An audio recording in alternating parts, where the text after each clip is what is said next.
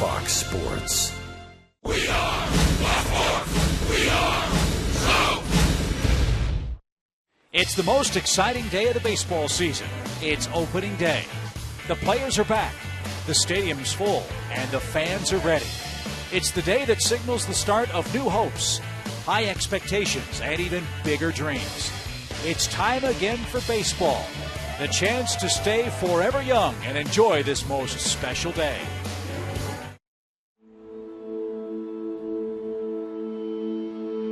May your hands always be busy. Get him! May your feet always be swift. Eyes and one catch! May you have a strong foundation when the winds of changes shift. May your heart always be joyful. May your song always be sung. And may you stay forever young. May you stay forever young.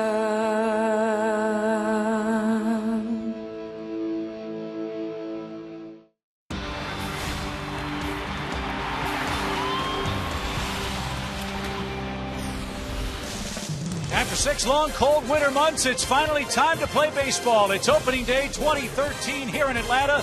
The Phillies are in town to face the Atlanta Braves. A standing room-only crowd is gathering tonight here at Turner Field. Before we get things started, you'll see the matchup tonight. It's the Phillies and it's the Atlanta Braves. And it is time indeed for our national anthem tonight. It'll be performed by Rodney Adkins. As you see the Braves taking the field, fireworks, confetti, and a gigantic roar here at Turner Field. This crowd is ready, Braves country is ready, and so is our anthem singer. Oh, say, can you see by the dawn's early light what so proudly we hailed at the twilight's last gleaming, whose broad stripes and bright stars through the perilous fight o'er the ramparts we watched were so gallantly streaming. And the rocket's red glare, the bombs bursting in air, gave proof through the night that our flag was still there. Oh, say, does that star-spangled banner yet wave o'er the land of the free and the home of the brave?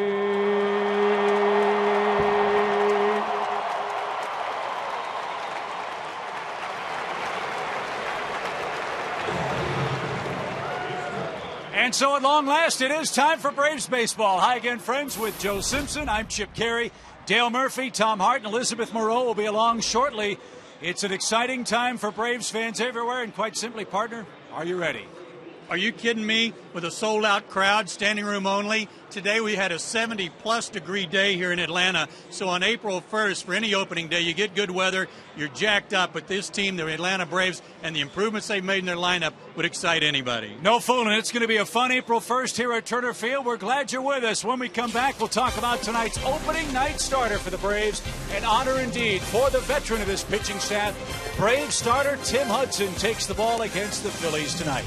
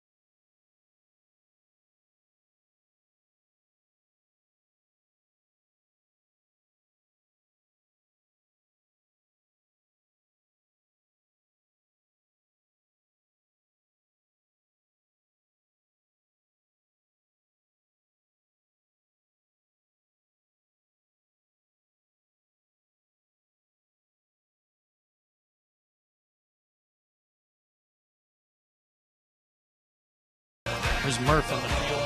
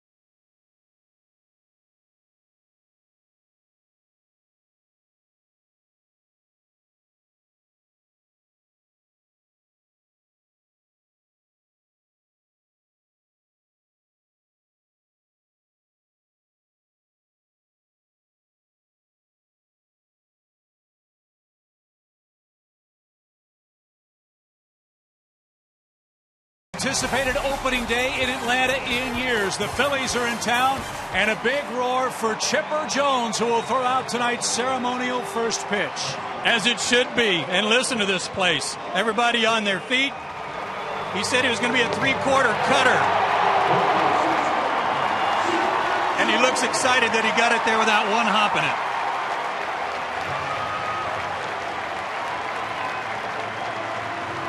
So the torch passing from Chipper Jones to a whole stable of young Atlanta Braves, but a veteran takes the ball tonight for the Braves ball club. That, of course, Tim Hudson. Well, even though Chris Medlin pitched so well at the end of last season, people thought, well, he might get the opening day nod.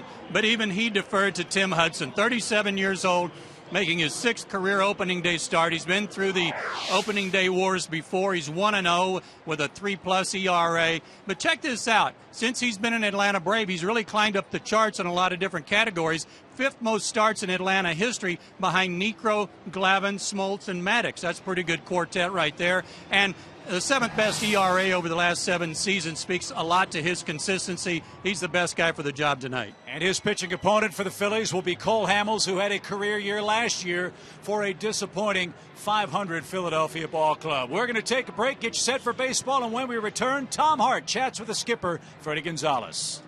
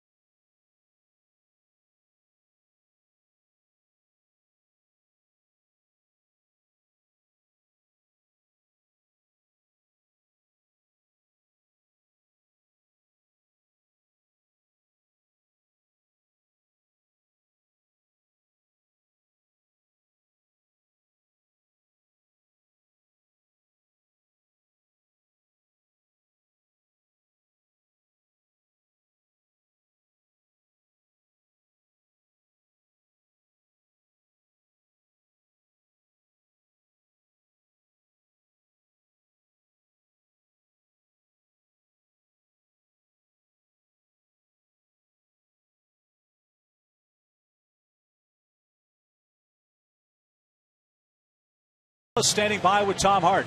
Chip, thank you. Happy opening day, everybody. Freddie, only 3 regulars returned to your lineup from last year's opening day lineup. What did you learn about your team in spring training? They're really good. You know, I really enjoyed them playing the game. These guys are winners. I really like the athleticism, not only the home run that they can power, they can show. I like the way they can run the bases too and cover some balls in the outfield and play defense. Everybody expects a winner here in Atlanta, but the expectations this year seem to be through the roof. What would it take to fulfill those expectations? Just stay healthy. I think we stay healthy. I think we got a good chance of winning our division. You had some decisions when it came to your opening day starter. You go with the veteran Tim Hudson. How'd you come to that decision? You know what? Last year it was Medlin was hot for us, and he pitched that first game in the postseason, and Huddy could have done that. And this year we gave him the nod for our home opener. Freddie, thank you so much. Can't wait. Thank you. All right, Chip, Freddie Gonzalez and these Braves itching to go as they have been all day long.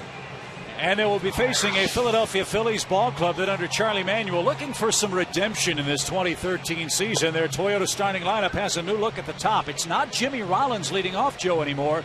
It's newcomer Ben Revere, who came over from the Minnesota Twins.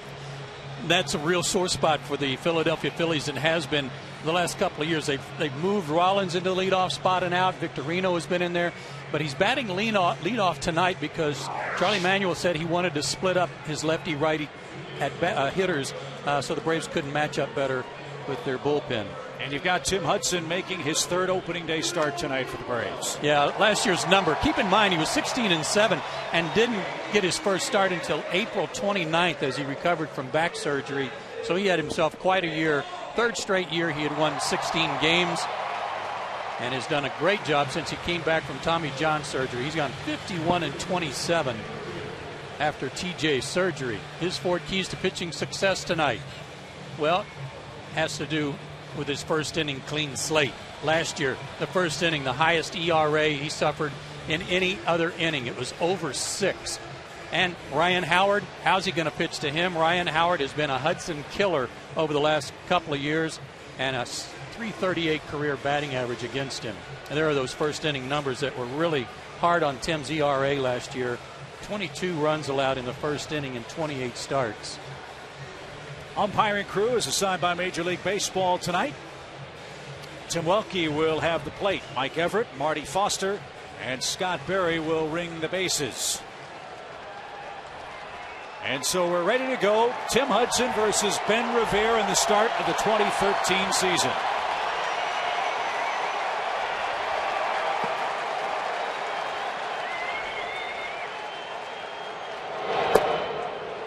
And ball 1 to Ben Revere. Revere made the opening day roster for the Twins for the first time in his career last year and hit .294 in 124 games. Scored 70 runs, stole 40 bases.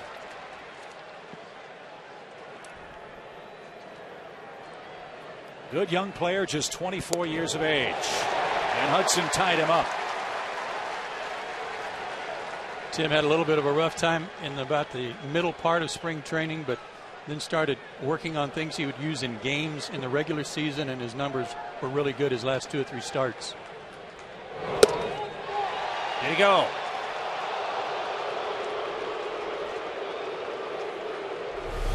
Fastball, slider, cutter, changeup. That looked like a cutter biting down and in on his back knee.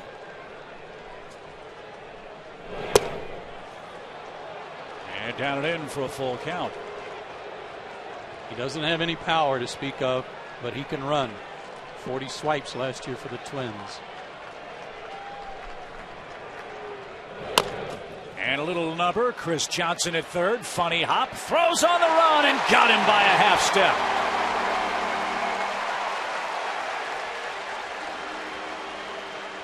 And why shouldn't the first play be made by a guy who's taken over for the future Hall of Famer?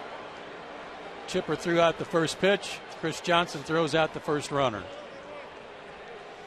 And here's how the Braves line up defensively. The Upton, Hayward outfield. Johnson and Simmons on the left side. Ugla and Freeman on the right side. Gerald Laird gets the start behind the plate. And here is Jimmy Rollins.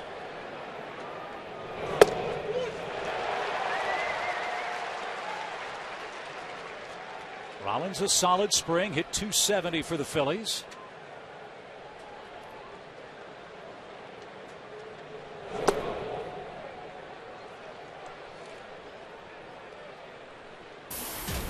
As well as Ryan Howard has hit Hudson in his career, Rollins and Utley not so much. Rollins a career .218 mark, Utley .210.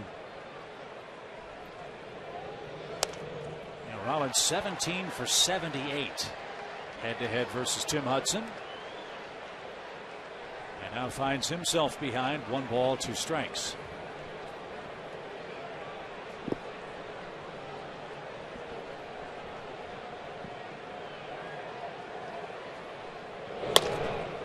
In the air to center, first chance for B.J. Upton. He handles it cleanly, 2 out. As Joe said a few moments ago, you could not have picked a better night for weather here in Atlanta. It's gorgeous. And how often do you see on April 1st a pitcher pitching without any long sleeves because it's so comfortable? That's the case for Tim Hudson. We'll check out Hamels in a second, but look at everybody and how they're dressed. It's just a beautiful night. So bases empty, 2 outs, and Chase Utley is coming to the plate.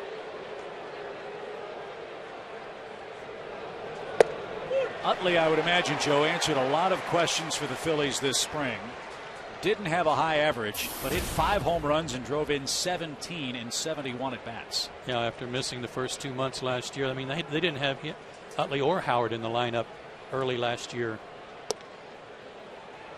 And not surprisingly for the Phillies, when they got those guys back, got their pitching in order in the second half of the season, the Phillies were a much, much better team. But your point's a good one. Without his legs under him, and he had some bad knees last year and the year before. Seems 100% now. Little roller to first. Freeman's got it at the bag, and Tim Hudson has no first inning trouble tonight. His opening day off to a 1-2-3 start. The Braves face Cole Hamels when we return.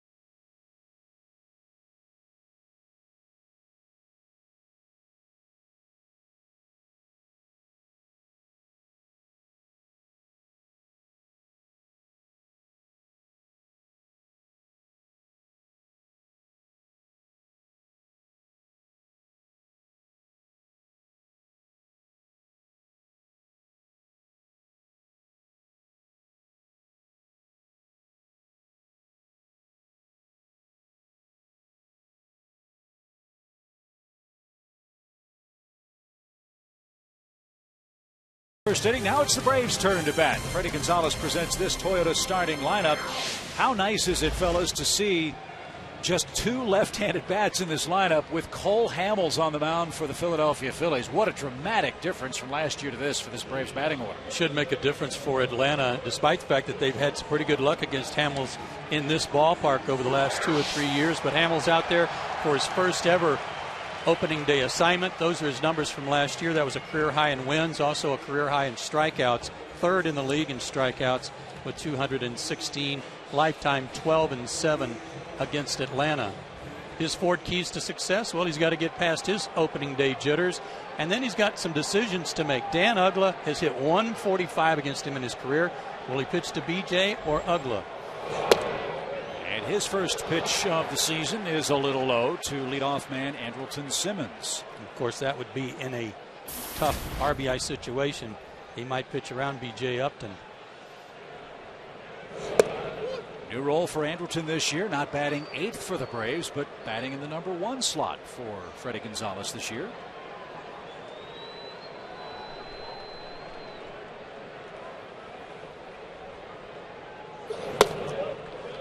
He led off in the World Baseball Classic for the Netherlands and won a batting title in the minor leagues leading off.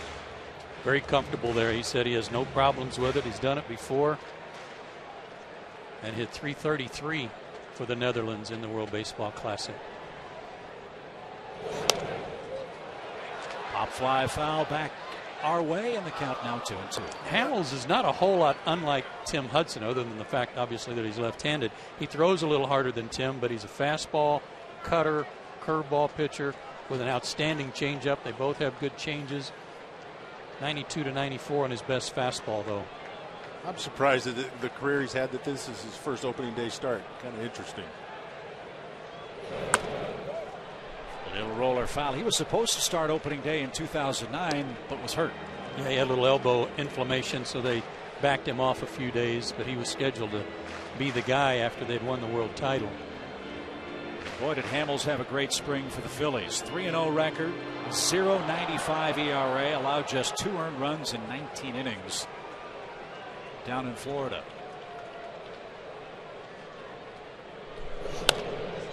Simmons pops it up toward Michael Young, the new Phillies third baseman, and he'll put the squeeze on that for out number 1. New look for the Phillies defensively. Let's start with the outfield. Dominic Brown, Ben Revere, and John Mayberry from left to right. And they've got Michael Young, who played virtually every infield position while with the Texas Rangers. Utley and Howard are back, a year back from injury, and Eric Kratz starting because of a suspension behind the plate for the Phillies, Joe. Carlos Ruiz is going to miss 25 games for being tested positive for Adderall, which is a banned substance in the major leagues. Cole Hamels misses inside to Jason Hayward, his first at bat of the campaign.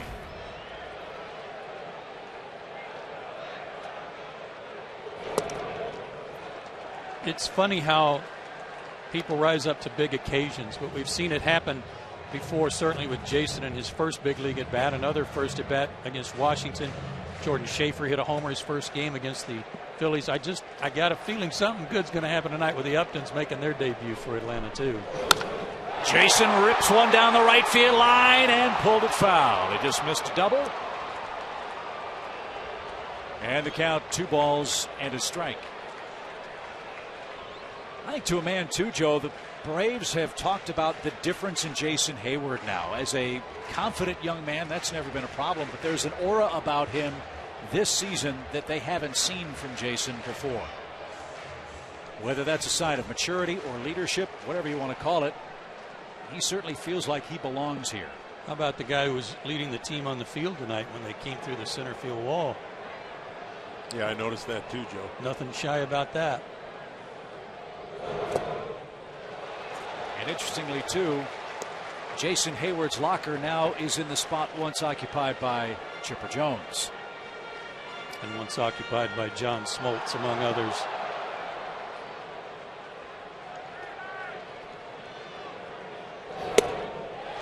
A 1-out walk for Hayward.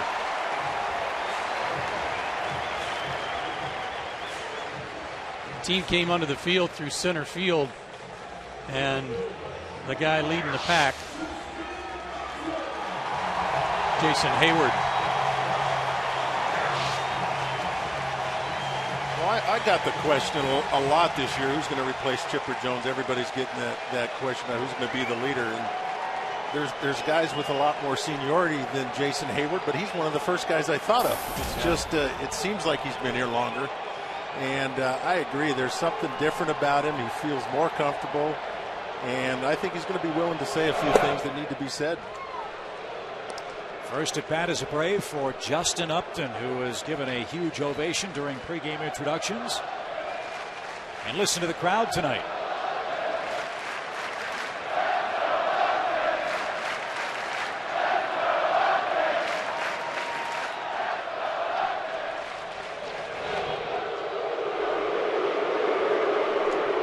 after essentially being told he was no longer wanted in Arizona. How great must Upton feel to get this kind of reception in Atlanta tonight? He told me in spring training he was thrilled to be in an Atlanta uniform, and just a carryover of that here tonight. Oh, what a cut. And Justin behind 0-2. I mean, the way these guys took batting practice, when that group of Hayward, Upton, Gaddis, Freeman, I mean, it reminded you of days like when Murphy and Horner and Glenn Hubbard would start launching them. Kind of. These guys go a lot longer. Hamels missed the inside corner, a ball and 2 strikes. Well, I was in Orlando for Justin's first one that went over the flags in the berm, but he hit one further than that. I saw on a replay over the clock of the scoreboard. I mean, yeah, we were there for that one. Some long home runs. 6 in total down in Orlando.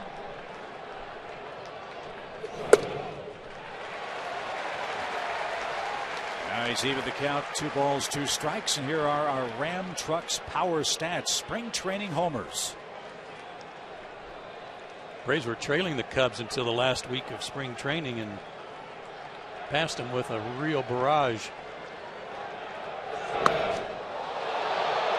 Across the shoe tops, so from 0-2 to 3-2 now. Last thing Justin Upton wants to deal with is some kind of first or second game injury after hurting his thumb in the first week of last season. It caused him to miss some games and really hurt him all year long. Just had to deal with it. Will Hayward be running with a full count? Big lead. He's not, and Upton swings and misses, 2 out. That's what makes Cole Hamels so tough. He can kind of move the ball around and look like he's wild, and then all of a sudden he comes back with an off-speed pitch that is just brilliant on a 3-2 count. Yeah, absolutely, Joe. I've always said that the best pitch is a moving fastball with good velocity where the pitcher wants to throw it. But I'd have to say that's probably 1A, but 1B is a changeup 3-2. Yeah. With guys on base, if a pitcher can do that, I mean, I always think about Greg Maddux, one of the best, Tom Glavine. When you can do that, that's trouble. First pitch to Freddie Freeman, not surprisingly, he's hacking away. Strike 1.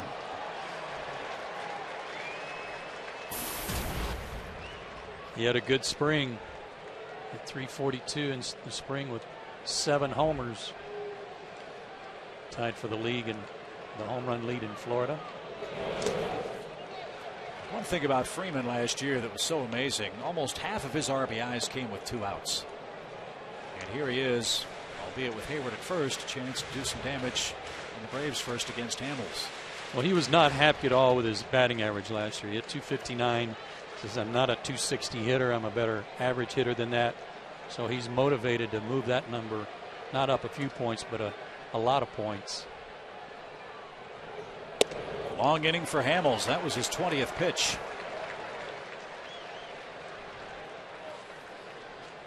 Well, you mentioned his good spring training, Chip, and that was just an extension of his last 10 starts last year. He went 6-0, 2 complete game shutouts mixed in there. Outstanding work for the Phillies late in the year. High fly ball, belted deep right, at the track, at the wall, 2-0 Atlanta.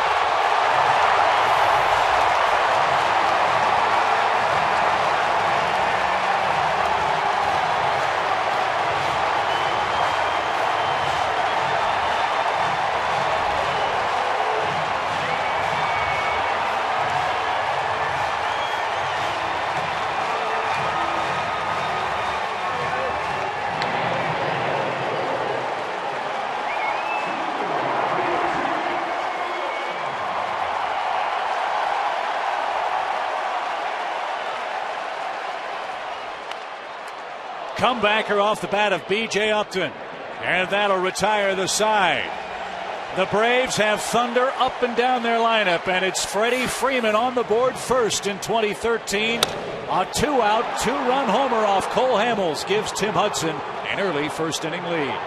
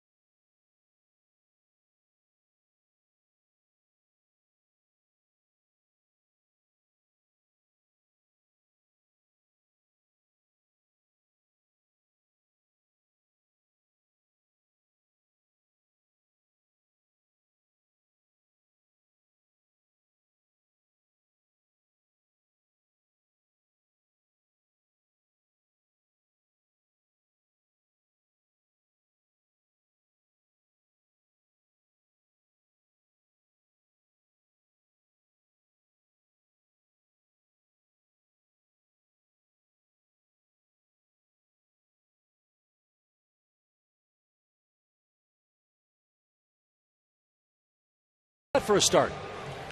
Well, it doesn't get much better than that, does it? Gotta love it.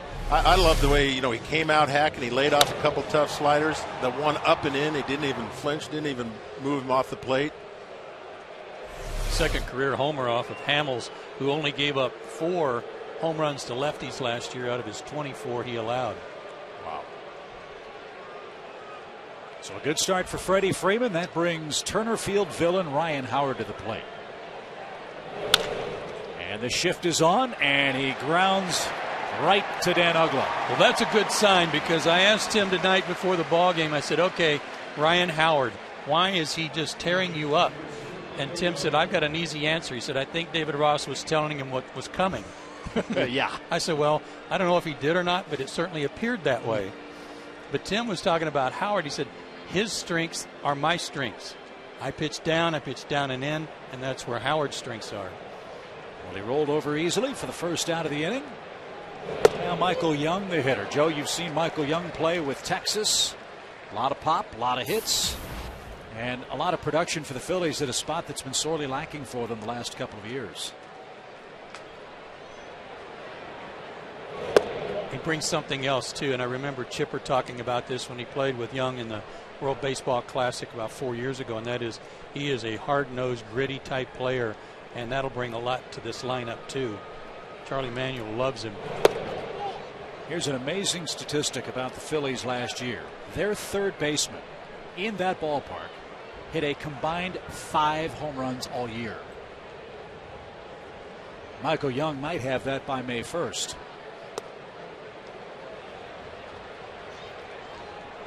His numbers have declined over the last couple of 3 years, but a lot of that, 338 average, that's not too bad in 2011, but a lot of that was like what you were talking about, Chip, and that is bouncing around position to position, not playing in a consistent way for the Rangers because of some young players that came along. But he's going to be a solid addition to their lineup, even at age 36. And he's the first Phillies base runner of the night. And that brings Dominic Brown to the plate. He's on an opening day roster for the first time for the Phillies. I admired him. Speaking of Michael Young, when the Rangers came to him and said, "Hey, we're actually going to move you around." A lot of guys with his stature would say, "I'm not ready for that," but he was willing to do it, willing to try it. I think, as you mentioned, Chipper's experience with him in the World Baseball Classic. He's a hard-nosed team guy. Fit in well with this organization. The development of Ian Kinsler. They signed Adrian Beltre. They had Andrews at short. There just wasn't a lot of games other than DHing. He was even playing some first base for the Rangers just to get in the lineup. Brown bounces one to the screen. He's behind 0-2. He had a great spring. Question for Brown, can he stay healthy? He's had injury problems all the way through his minor league career and was hurt again for the Phillies last season. Had a right knee sprain last year, broke the hamate bone in 2011, broke a finger in 2009.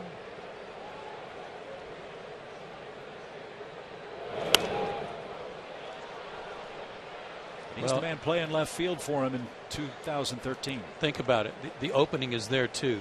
Jason Worth is now gone for the second year. Victorino's gone. That's a big place for him to fill and get some everyday playing time. And like you said, if he can just stay healthy, it looks like he's ready to put up some numbers and make himself a fixture in their lineup. Young, a good lead. And Tim misses up and away, a ball and 2 strikes. And Joe, to add to that opportunity that he has, Delman Young, is that yes. He's also hurt right. and out, so he's got an opportunity. I think I was talking to some of the Phillies guys. When Delman Young comes back, he's going in there somewhere, probably right, but this is an opportunity for him to do something. Base hit to right. Young will stop at second. 2 on, 1 out for John Mayberry Jr.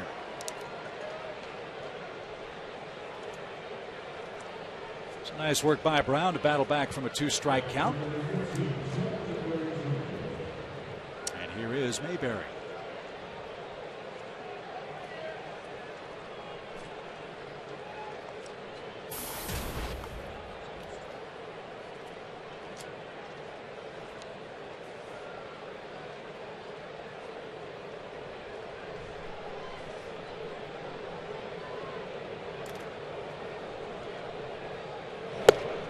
Big swing and a miss. Talked about how improved the Phillies were in the second half of the season. Let's not forget, as Joe mentioned, they traded Shane Victorino. They also traded Hunter Pence. This guy was one of the recipients of a lot of playing time as a result of those deals.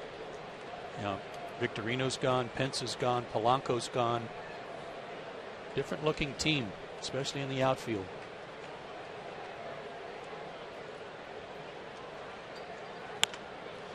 Double play ball. Simmons glides across the bag, inning over.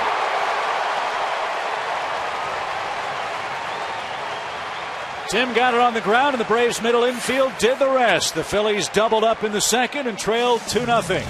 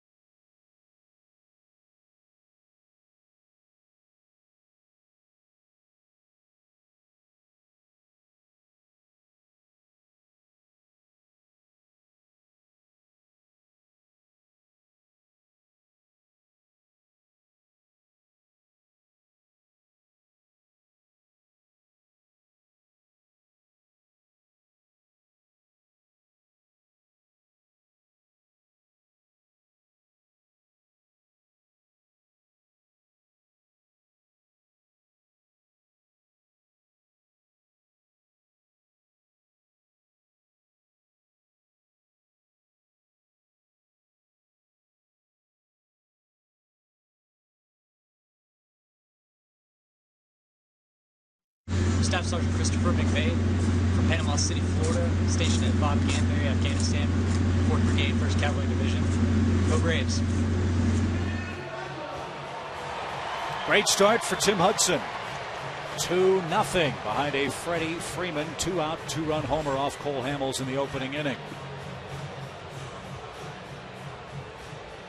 Nothing like getting off to a good start, is there, Murph? Well, you know, opening night, I was just kind of hoping to get at least a hit, you know, maybe something that felt pretty good. You got so many jitters, but to go deep like that, you're on top of the world. And here's a guy I'd like to get off to a good start.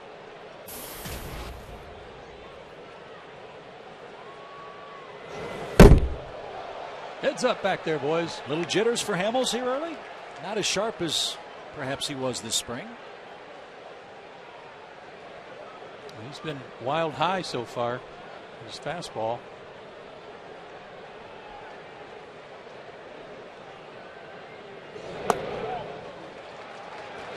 3-0 for Dan Uggla, who led the league in walks last year. He'll try to set the table for our Delta Airlines on deck batter, Chris Johnson, who had a great spring.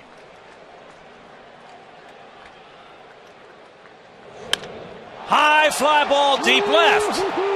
That one's got a chance. Dan Uggla is off to a hot start. 3-0.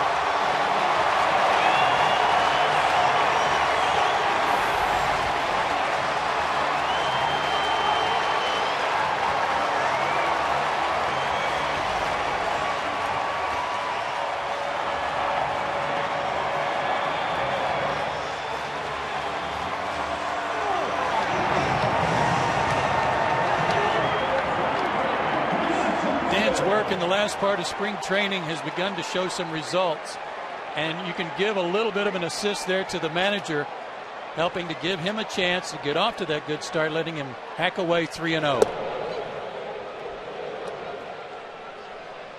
2 homers for the Braves in the first 2 innings tonight. Well, Greg Walker, as you said that last week in spring training, Greg Walker says a completely different hitter.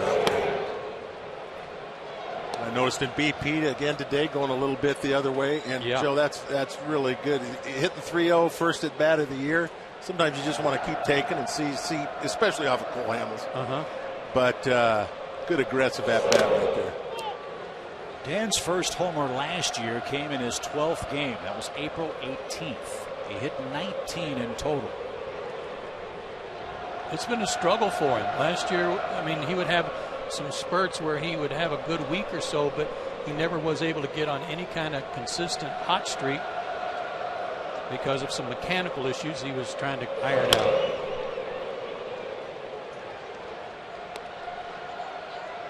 But that wasn't a 3-0. I'm going to just take this one, serve this one to right field, was it? No, that was a moonshot into the wind. Made a straightaway left field. And Johnson's down on strikes, first out of this second inning. And that was another high fastball. No doubter.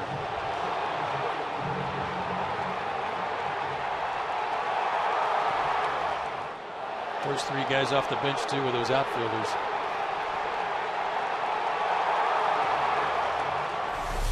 Here's Gerald Laird. Braves feel very comfortable, fellas, with the way their catching core lines up, with Brian McCann still out for probably another month or so. Laird had a calf problem in spring training that sidelined him. But one man's misfortune is another man's opportunity, and Evan Gattis was really the talk of Florida spring training. Evan Gattis making this club, I think, is a real story. Another great storyline for this team to begin the year. And Gerald Laird is no slouch. You saw his numbers. He really did a great job for the Tigers last year after Avila got hurt. They depended on him down the stretch. He got some big hits in the postseason. And hit .282 overall. Pop fly foul off Laird's bat. 2 balls, 2 strikes. Well, maybe he's the Braves' good luck charm. He's played in the last 2 World Series. One with the Cardinals, one with the Tigers. Maybe 2013 will be in the offing with the Braves.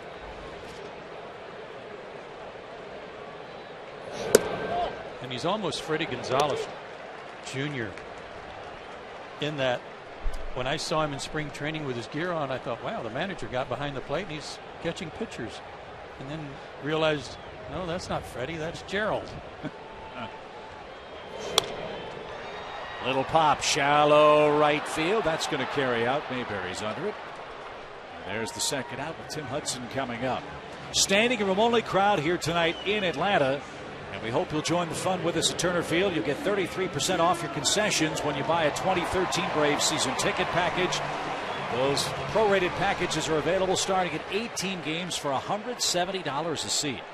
Visit Braves.com/season tickets or call 404-577-9100.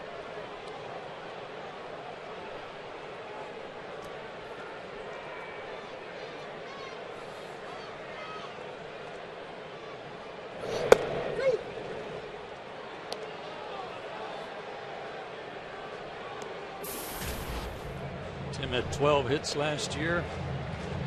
3 doubles, 6 RBIs, 218 average for 2012.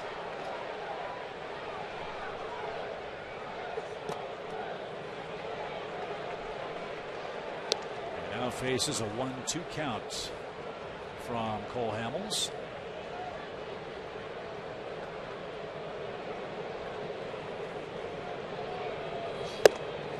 And that'll retire the side. High heat takes care of Tim Hudson. Fast starts for Freddie Freeman and Dan Uggla. Freeman homered in the first. Dan Uggla with a moonshot here in the second. Both off Cole Hamels, the Phillies starter. And Tim Hudson leads 3-0 after 2.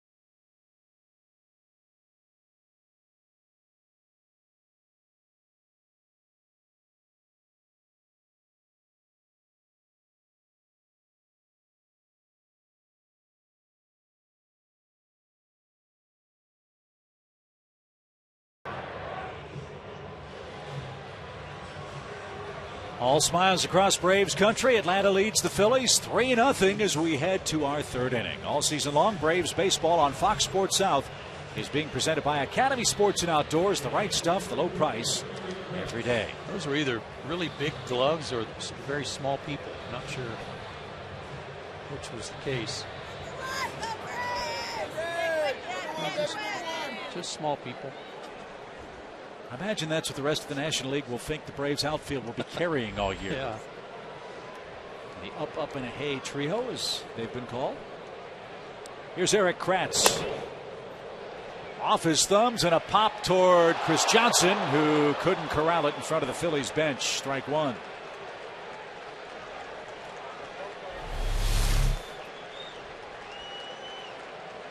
Right in front of the railing. Almost came up with it. Good effort.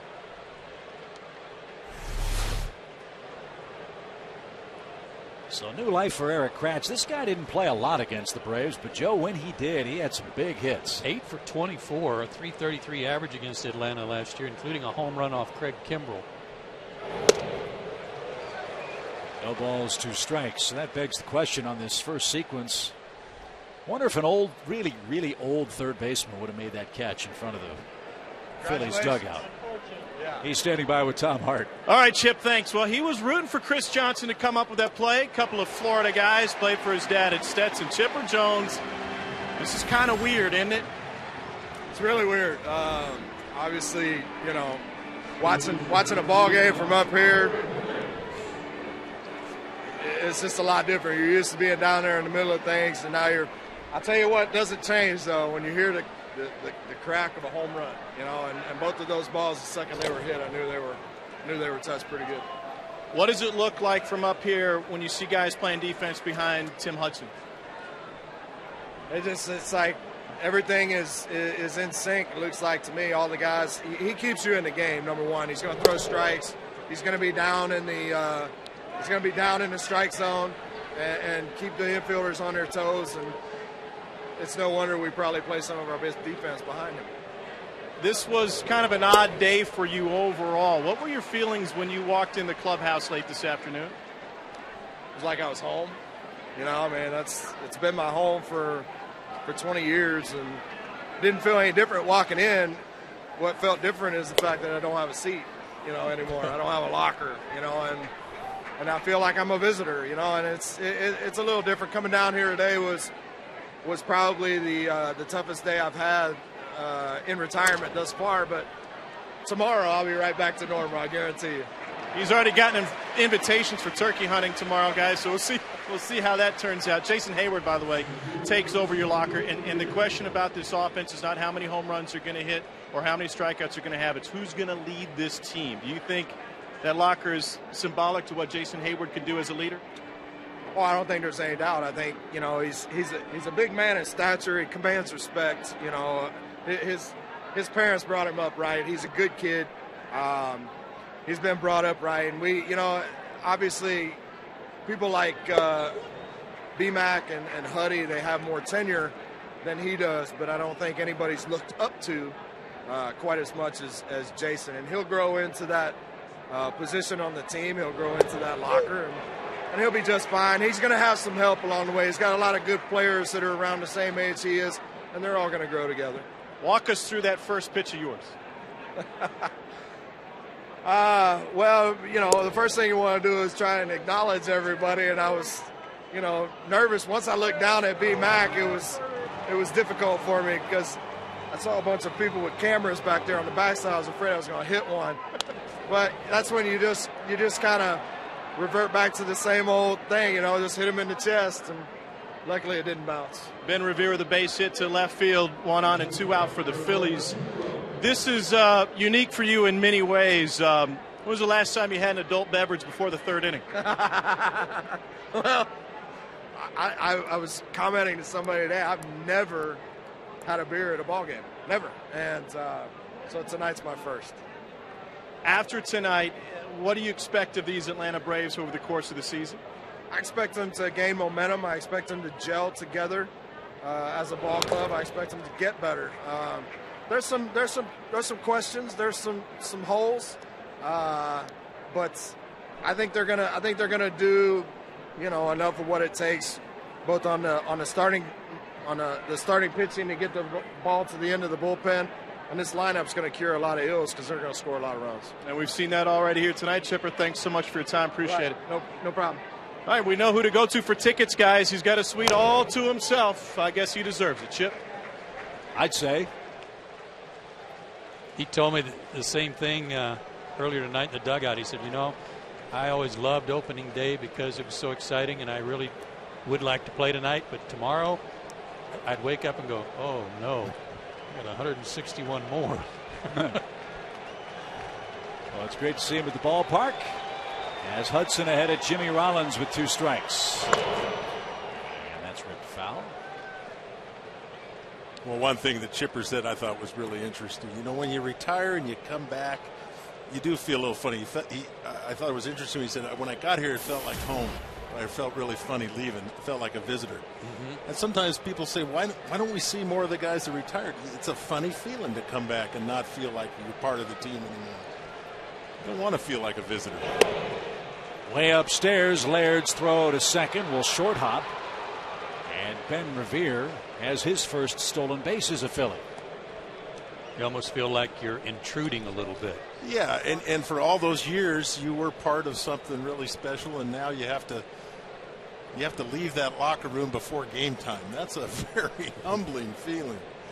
It takes a while to adjust. I told him, I said, hey, that first year, this first year is going to be a little rough for you. I think it'll be easier for him. He's got a lot of things going on, but I kind of struggled at the end, and I thought maybe I have a little bit left in the tank my first year, and it was a tough adjustment.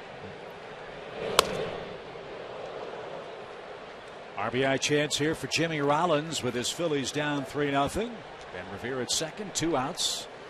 Rollins fly to center, his first and only time up. But I think Chipper got a great compliment on how he ended his career. I think he said he got about 5 clubs contacting him to see if he wanted to keep playing. When I retired, I didn't get any phone calls. Yeah, he said he even got a call from Ruben Amaro of the Phillies. That would have been interesting. He said he told. What a play by Simmons to save a throwing error. They almost took care of Ben Revere, and he may have gotten hit with a baseball. As many good plays as Andrelton Simmons has made, this is one of the best plays I've seen him make. Look at that. And then he tried to deke him like it went to the outfield. Yeah, I'm trying to figure out how the helmet came off. Oh, he hit Andrelton with his head. That may not make his highlight reel, but that's a heck of a play to keep that ball from going past him.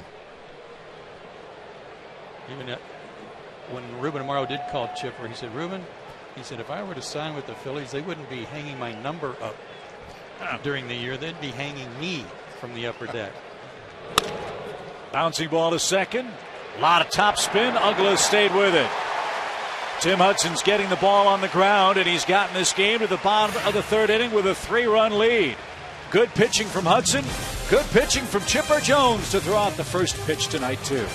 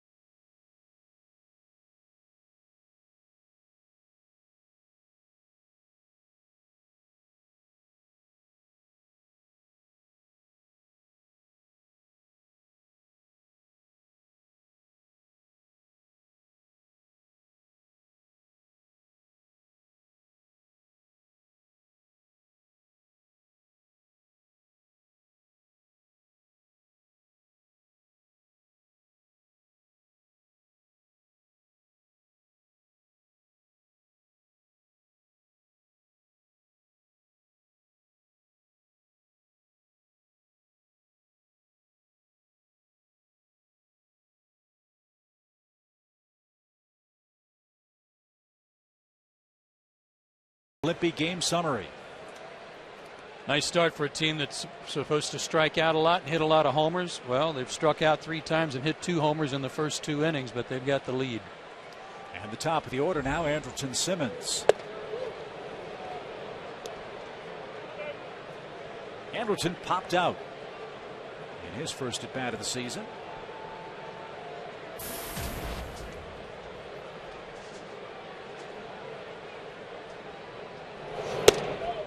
There are some who are already saying that Andrelton Simmons is the best shortstop in Major League Baseball right now. Not going to get an argument from me.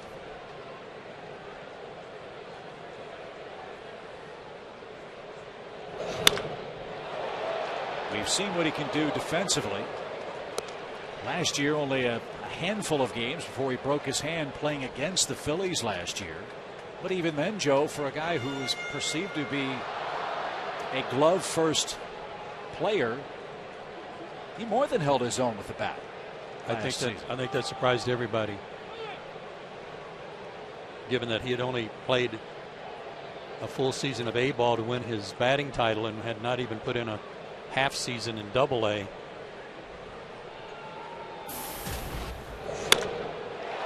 Put a charge into that ball and drills it to left. Misplay by Brown. It's off the fence. Simmons on his way to second, and he'll stand there to lead off the third. Here's the thing about Andrelton. He's a middle infielder. And you think, well, you're not going to get a whole lot from a middle infielder, especially a shortstop these days. But he does 2 things really well, Dale. He handles the fastball. He can hit anybody's fastball. He's got quick hands, and he really kills mistakes. And I'm not so sure he misplayed that, Chip, as much as that ball was hit so hard he didn't have time to get back. Yeah, absolutely. And a lot of people talk about the switch to leadoff hitter for Andrelton. You know, his strikeout numbers are so low. And he struck out very few times in A-ball. And, you know, A-ball sometimes, you know, sometimes you don't know where the ball's going. And, so, you know, here in the big leagues, in one sense, I always hate to say it's easier to hit in the big leagues, but you know what I'm saying. Sometimes in the minor leagues, you got guys you don't know where it's going. You don't get enough strikes. You don't get enough strikes. You know, he can handle the bat. And at such a young age, he's got a great idea of the strike zone. One of the qualities of good hitters, Joe, as you know, is that bat just stays in the zone a long time. Mm-hmm. Chipper is the first one that comes to mind from both sides of the plate. It just stayed there a long time. And Andrelton has, at first glance, it looks like a long swing, but it's in the zone for a long time. Big cut for Jason. He missed it. 1 ball, 1 strike. Well, your point about Simmons and strikeouts is really well made. Last year, 166 at-bats at the big leagues, 21 strikeouts. At Mississippi, 174 at-bats, only 20 strikeouts. He wanted to steal right there, too. He was ready to go. That walking lead.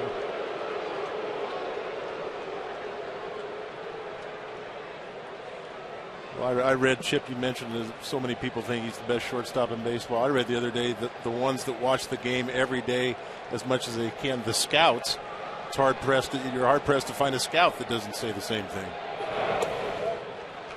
Off the plate, Hayward looked at that. 2 balls and a strike. And they're watching everybody every day, the best in the business. Yeah, we don't get to see everybody on a consistent basis other than the Braves shortstop. They're seeing them all. And when they give you that kind of glowing remark. Off the end of the bat. Will it stay fair? It won't. And back to the plate will come Jason with a 2-2 count.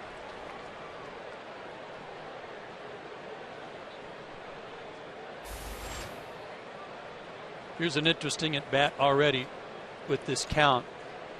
With a runner in scoring position, first base open. But then you got the Braves have a right-handed hitter up next in Justin Upton. So does he go for the strikeout? Does he kind of pitch around Hayward trying to set up a force play? Be interesting to see what Hamels decides to do here.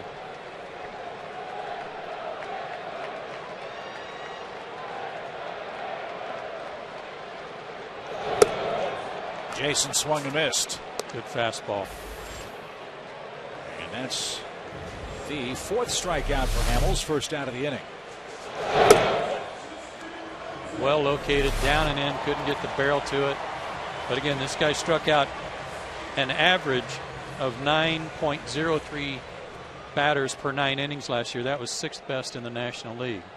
216 strikeouts, 215 innings.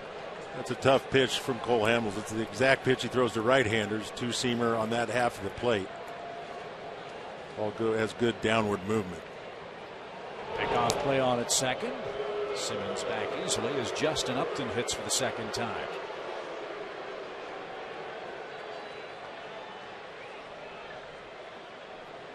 Last year, Upton didn't have a typical Justin Upton year with Arizona. As Joe mentioned, he had thumb problems.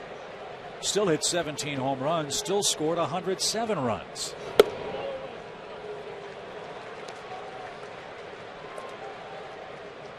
Tough to hit with a bad thumb, isn't it? Absolutely.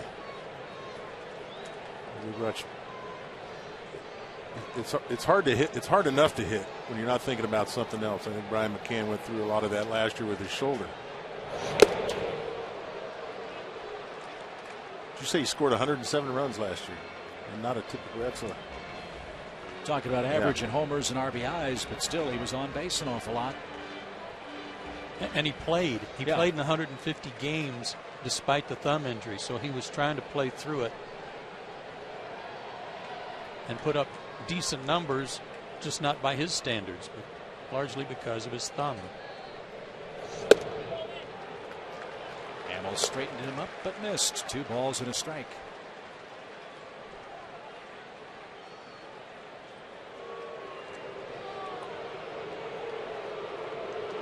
What a spot to hit, though, with Hayward in front of him, Freddie Freeman behind him. The way the lineup's set up tonight. Well, we talked a little bit about at the beginning. It's been talked about all winter. This lineup has a chance of being very complementary of each other.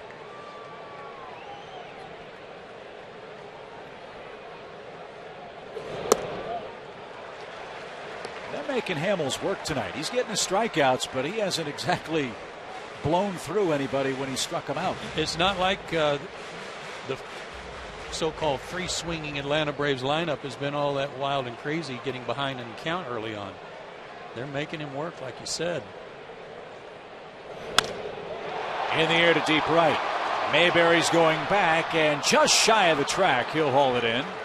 Andrelton will tag at second and move to third, and he'll stand there with 2 outs.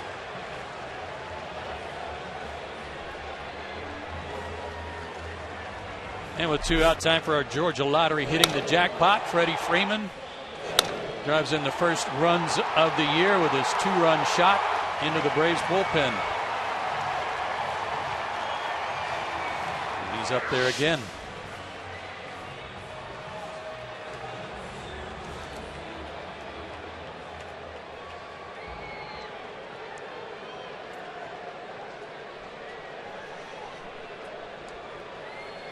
Well, even though he has nothing to show for, that swing from Justin Upton, that line drive to right field there, driving Mayberry all the way back to the track. Nice swing. But isn't it funny, guys, how the game finds you? You mentioned Freddie's prowess last year with 2 outs and how many RBIs he had. Here he is again with a runner at third and 2 outs with the Braves already up 3-0.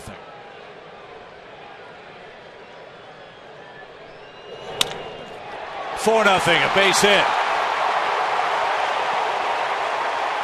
A 3 RBI night for Freeman.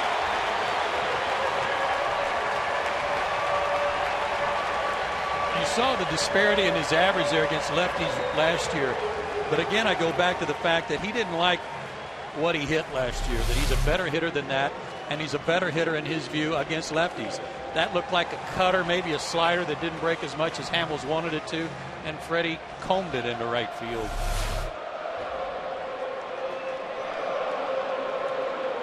4-0 Atlanta for B.J. Upton.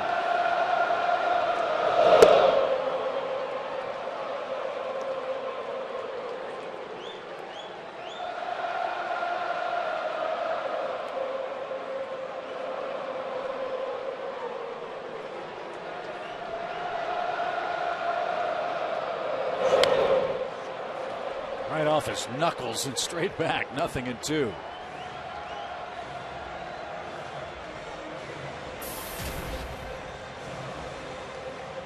got to know they're big butterflies for both Upton brothers tonight. First game, new team, new city.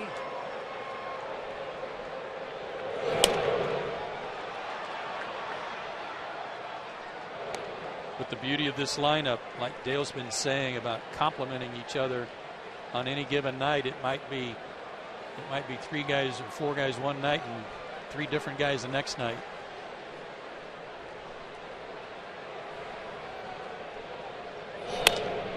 Line drive left center field, but Revere is there, and that'll retire the side. Big night for Freddie Freeman. 3 2-out RBIs, and it's 4-0 behind Tim Hudson.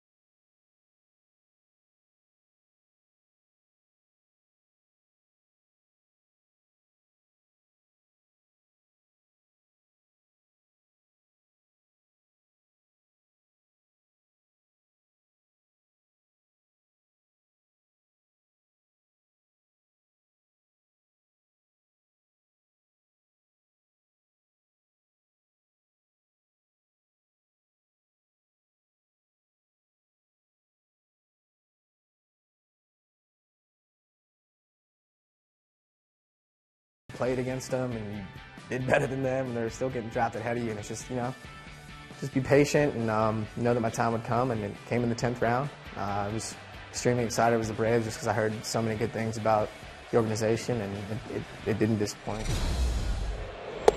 That, of course, is Chris Medlin, and he will be a part of our Braves opening day celebration coverage. It continues after Game 1 of the season. Our latest edition of Driven has the unbelievable story of Chris Medlin's rise to the big leagues, as told by Chris himself. So we invite you to stay tuned for the premiere of Driven, Chris Medlin, a big league journey, tonight at 11, right here on Fox Sports South.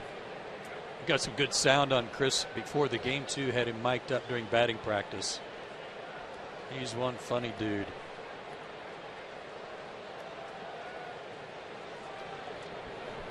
Chase Utley leads the Phillies 4th. And another ground ball. This one fouled at the bag. And the count now 1-2.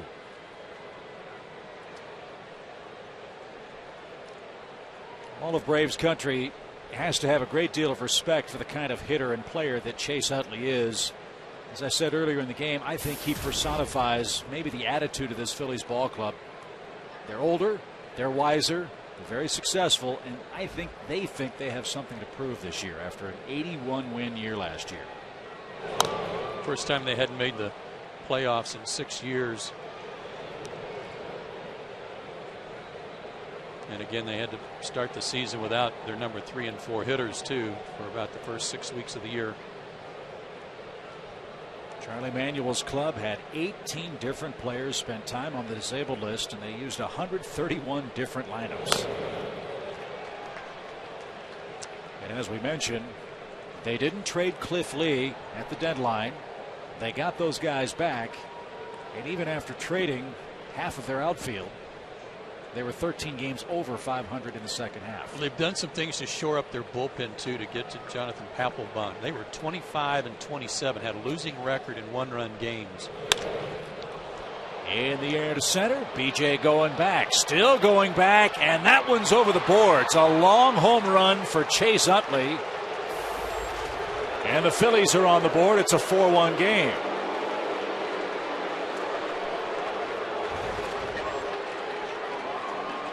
That one fooled me. Well, it didn't look like BJ thought it was going to get out of the ballpark, and I didn't think so either, especially a little wind that's not exactly helping. And he hit it so high. High fastball from Tim, and this is a milestone homer for Chase Utley, his 200th in his career.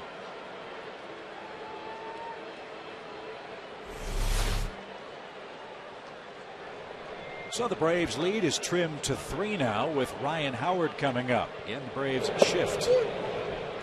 And with good reason. This man absolutely kills the Braves at Turner Field. In 66 career games in this ballpark, Ryan Howard has hit 18 home runs and knocked in 64. Tim was talking some more about Ryan Howard and basically saying, you know, I'm a low ball pitcher. I'm a sinker ball pitcher, but he's a low ball hitter. That's my strength to his strength. And the other thing is, he said, with my cutter that I usually can get in on left-handed hitters where they will at least offer at it, he's so far off the plate that if I throw it where I normally throw it, he takes it because it breaks too far inside for a ball.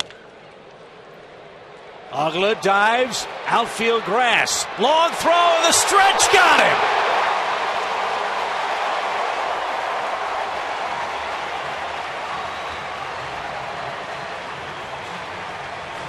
That might be the longest throw Dan Uggla ever has to make.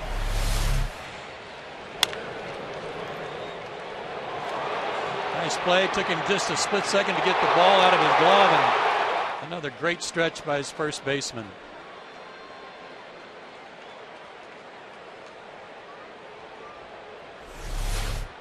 Achilles problems for Ryan Howard the last couple of years. Looked like, though, guys, he got down the line in good shape for the Phillies. Looked like he was running okay. I saw a few clips from spring training. He still looked a little gimpy.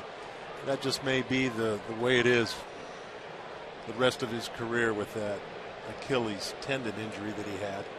But he got down the line pretty good that time.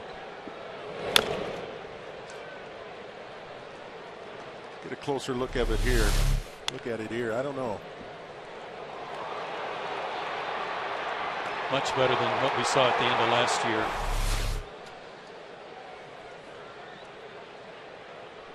So Hudson way ahead of Young, who walked in his first appearance tonight. And Tim got him to chase. 2 outs. Gerald Laird was sprinting to the dugout. And he's hearing it from the dugout. Uh-oh. That will be some kangaroo court action right there. That's the first thing I thought of. Well, he shouldn't feel bad. I remember coming off in the late 80s. We all came off the field. Oh, really? Oh, yeah. We all about got to the dugout. How does that happen? I mean, who knows? Right? I mean, that's the way we were playing then. I mean, we couldn't count to 3 then. That's why we weren't winning many games. Meanwhile, Hudson has had impeccable command tonight. Yeah, that's the first non-strike on a first pitch since the first pitch of the ball game.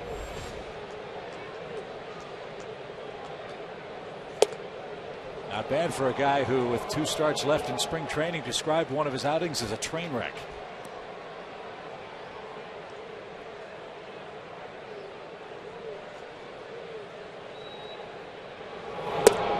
And he walked Dominic Brown on 4 pitches. It's funny, Dale, you're talking about everybody running off the field. There's probably a couple of guys on the field that thought, no, that's only 2 outs, isn't it?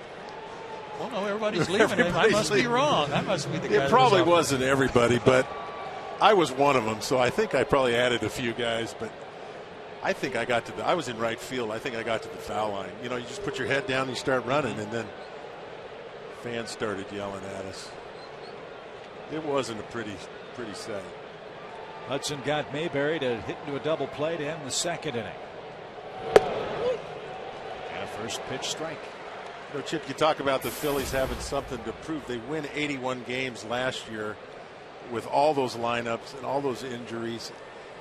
You know, a lack of respect is seemingly lack of respect is one of the most motivating things in athletics, and I think they're going to play that and think about that. Basically, no one's picked them to win the division.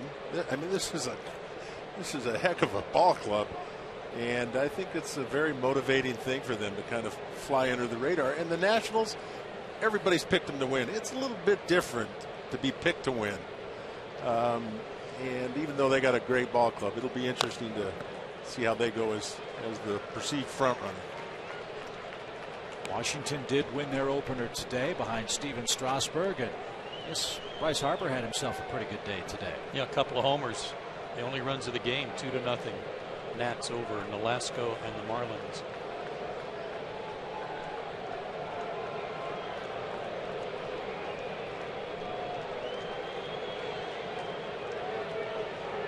Two quick strikes to John Mayberry. Got a glimpse of Charlie Manuel over there, the manager for the Phillies. He's got a stopwatch in his hand, which kind of surprises me, but he's probably timing his sentences.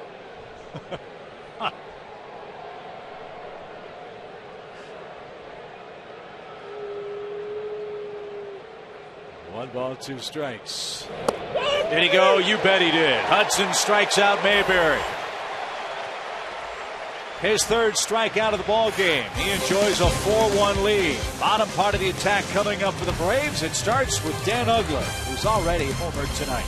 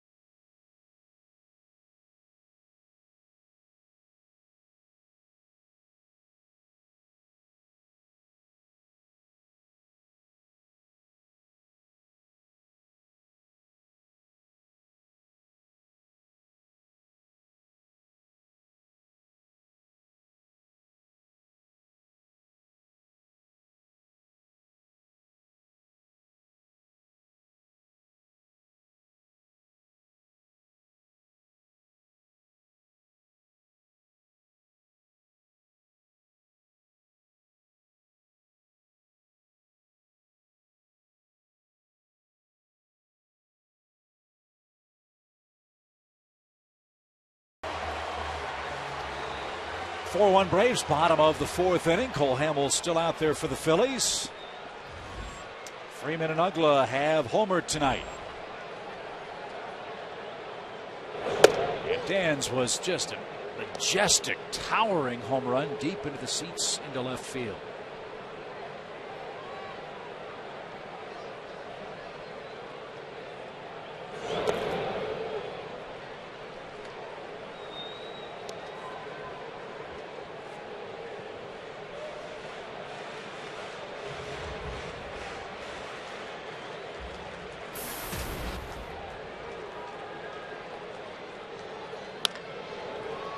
Toward third, Young backhanded stab and a perfect throw. for the first out. Talked with some of the Phillies broadcasters about Michael Young as a third baseman, and they said that day after day in spring training he worked with Ryne Sandberg. Before they would have their regular workouts, Young was out taking bucket after bucket of ground balls, totally soaked, drenched, learning the nuances of the hot corner for the Phillies.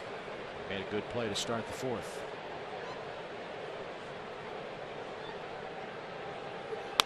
Chris Johnson's first hit of the year. Well, the Braves saw an awful lot of that this spring between Chris and Juan Francisco, didn't they? They both hit for high averages. Johnson hit .361 with 3 homers. And when you combine his numbers last year between Houston and Arizona, this guy hit 15 homers. And I think what hadn't soaked in with me, he drove in 76 runs. So he's not just a guy that has hit for a high average in the past, but he can drive in a lot of runs too. And at the bottom of the order for Atlanta, he's going to get a lot of opportunities. He's aboard with 1 out for Gerald Laird, who popped out his first time up. Would you say it's a strict platoon for Johnson and Francisco at third base? That's all I've heard. I haven't heard anything different. I think Freddie plans on starting that way anyway. I think it looks like it could be a very productive position for the Braves offensively, which is kind of interesting because we're also worried about what was going to happen with Chipper gone. But boy, we've got some good production out in spring training, and the past has shown that these guys can hit. It's a tough position.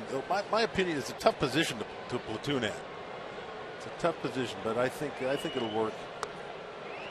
It seems like outfield a little bit easier to platoon. It's just because the nature of the defense out there isn't. You don't play for 3 or 4 days, and all of a sudden you go to the outfield. But here, you don't play for 3 or 4 days, maybe 5, and all of a sudden you got to go down to the hot corner. That's tough. 1 ball, 2 strikes. Johnson the lead from first. And fouled straight back. I agree with you 100%, Dale, with this caveat, and that is if they run into a rash of lefties or a rash of right-handers in a row, I'm sure Freddie doesn't want one or the other guy to sit too long. Good point. A day or 2 is okay, but not 3 or 4. He wants to keep them both sharp, keep them fresh, because they did both really have good springs. And the advantage for Johnson is that, unlike Francisco, if the Braves play a bunch of lefties or righties, however you want to do it, he can give Freddie Freeman a day off and put Chris at first base. That's a good point, too. And I think that's the value, too, of playing in the National League. When one of them isn't starting, they're going to be on the bench, and the bench player in the National League is critical. Toward third, Young stumbled, couldn't come up cleanly.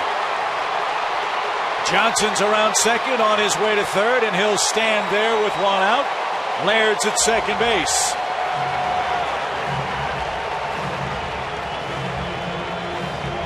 Should be a double. Tough play for Michael Young. Got some leather on it, but he couldn't come up with it cleanly.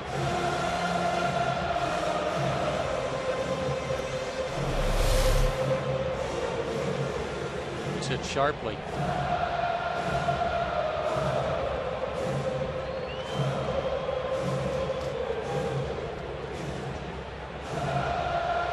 Tim struck out his first time up. Really had a big cut at the ball on Hamels. But we've seen him in the past be able to put the ball in play even against very good pitchers like Hamels. Let's see how the Phillies play it. Infield's in for Hudson.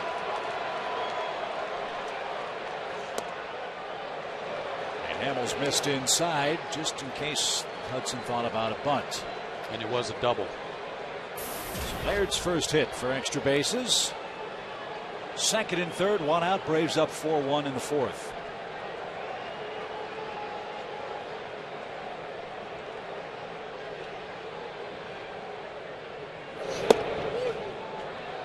Braves lead is only 3 runs, guys, but they've had base runners on in every inning. And this is a completely different look to an Atlanta lineup for Cole Hamels, who's used to seeing as many as 4 lefties in the lineup that he could wear out.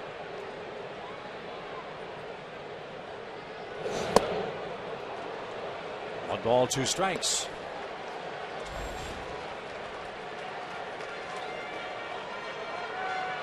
Freeman with A 2-run homer in that 22-pitch first. Freeman an RBI single in the Braves' third. Now Hudson tries to help himself. And stays alive.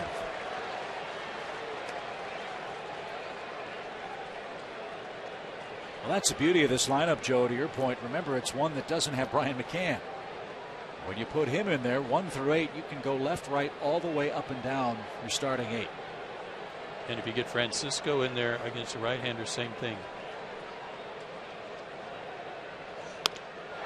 Ground ball towards short, but no advance as Jimmy Rollins is there. Infielded, saved a run for the Phillies. 2 on, 2 out for Andrelton Simmons. Fans, learn ways to make your home more energy efficient with Georgia Power's online energy checkup. It's free and takes less than 15 minutes to complete.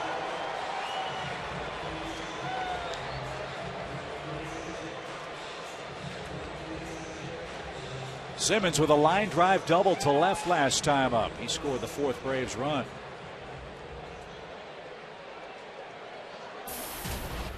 Let's see how carefully Hamels works to him.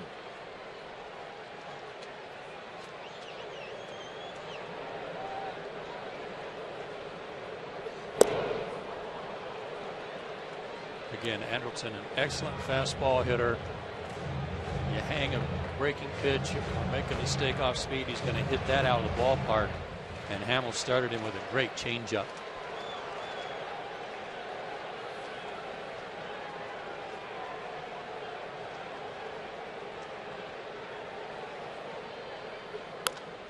Toward third, Young has it. And the toss across in plenty of time. And that retires the side. Braves strand a pair in the 4th. And as we head to the 5th, enjoy a 4-1 lead.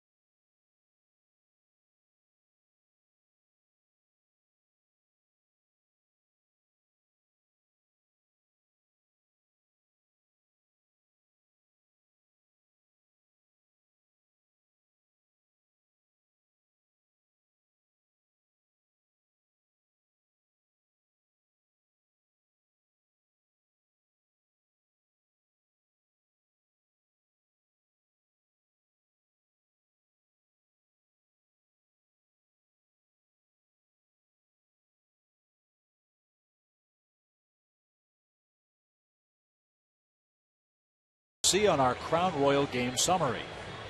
Good start for Atlanta offensively. It began in the 1st inning. Freddie Freeman off of Cole Hamels delivered a 2-out 2-run homer. Then Dan Uggla on a 3-0 count in the 2nd inning gave him another run. Freeman drove in a run also with a 2-out single. Chase Utley has accounted for the only run for the Phils. And Tim has the 8, 9, and 1 hitters coming up for the Phillies now in the 5th. Eric Kratz, Cole Hamels, and Ben Revere.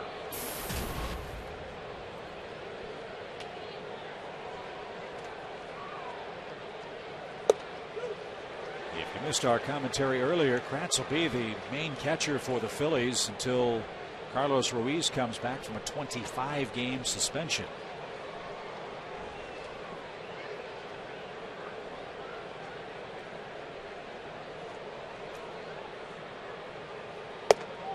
Tim missed outside. 1 ball, 2 strikes. They also signed a veteran backup, Humberto Quintero, who will spell Kratz at least until Ruiz comes back.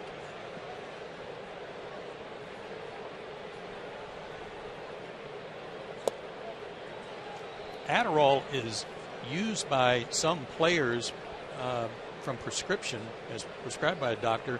That's allowed by Major League Baseball. But Ruiz tested positive for it, I think, twice, and it was not with prescription. And that's what got him in hot water. So he's out for the first month or so of the season. And Joe, last year Ruiz was a huge part of the Phillies' offensive attack. He had his best year. 325, 16 homers, and big damage against Atlanta.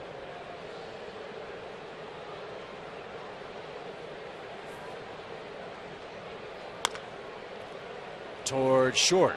Simmons with a cannon gets Kratz. 1 out. Base is empty for Cole Hamels, and here we go, fellas. Trivia time. You ready? It's our AT&T Uverse trivia question. Are you kidding? That's all I did all winter. Study. So here we go. Since 2006, Cole Hamels and Tim Hudson are 2 of only 3 pitchers to record 90 or more National League wins. Who's the other pitcher to do that? How about Cole Hamels, a first pitch base hit to right? National League wins over how many years? Since 2006. Okay, so that leaves out Roy Halladay because they've all got to come in the National League. Right. Or CC Sabathia. I don't think the answer is Russ Ortiz this time. No. I'm thinking Kershaw. I'm thinking Lincecum. A couple of Cy Youngs for Lincecum. How about that matchup today in L.A.? Kershaw and Matt Cain going at it. How about Kershaw? Goes the distance, and the Dodgers beat the Giants. Kershaw also hit a home run. Have yourself a day. Keep an eye on Revere. Great speed, a lot of infield hits, a lot of bunt hits for the Twins last year. Tough guy to strike out. Braves play in front of Hamels at first. A letter high, 1 ball, 1 strike. Tim's numbers last year against the Philadelphia Phillies, 3-1, pretty decent ERA against these guys. Only 1 double play in 29 innings in those 5 starts. And he's gotten 1 tonight. And that's unusual for a guy that gets so many ground balls, but might give you a little idea about how this Phillies team is not trying to hit the top half of the baseball. Yeah, right. They're trying to lift and separate.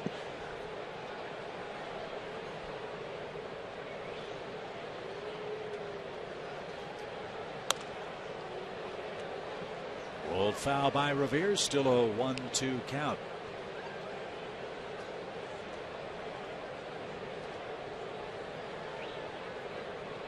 Sixth career opening day start for Hudson, 3rd as a Brave.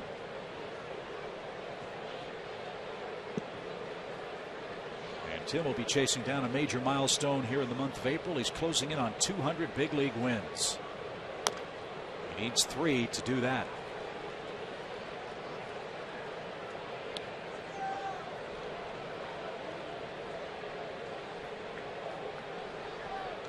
Amongst active pitchers, here's where Tim stands.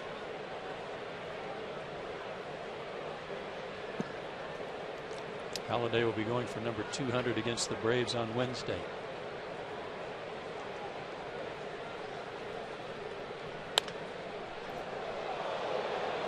Revere's wearing out both dugout nets, isn't it? But that's the way he plays. He puts the ball in play, doesn't strike out a lot. They're hoping for a high on base percentage from him as a result. They don't need him to hit home runs. Just get on base, swipe some bases, and score runs. Well, the other thing for the Phillies, he adds a dimension of youth that club is really in need of, doesn't he? Ben just 24 years young on opening day. He'll be 25 in early May. And that's really maybe the biggest difference when you look at the Braves and Phillies clubs at the start of this 2013 season. One team awfully experienced, one team awfully inexperienced. Now the Phillies, I believe, the third oldest average age of their roster, third oldest, and the Braves the youngest in the major leagues. And that's with that spry right-hander on the mound tonight who's 37.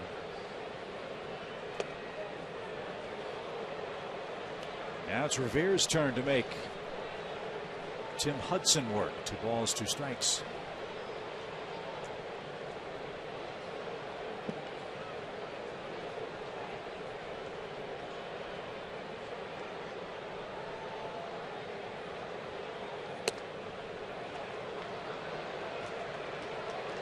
Trying to make too perfect a pitch, I think, since Revere had fouled off some good pitches. He was trying to do a backdoor breaking ball that missed badly, and that looked like a sinker that got away from him. Full count. Hamels leads at first. And Revere slashes one down the left field line. Foul. This is a big out in this ball game. The Braves up only 3 runs, and you know who's lurking on that lineup card for the Phillies. Not only that, we go back to the last half inning. That was some good work by Hamels to retire Hudson and Simmons with runners at second and third and 1 out. Kept him in the game too. Rollins is next for the Phillies.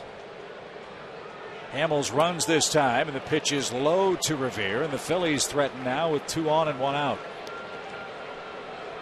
Third walk of the game for Tim.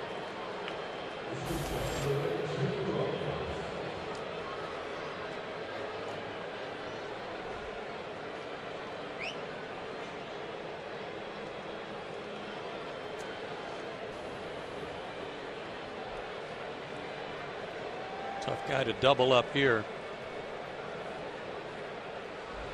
especially from the left side. Great at bat for Revere, an 11 pitch sequence. He's at first, Hamels at second, and Rollins the hitter.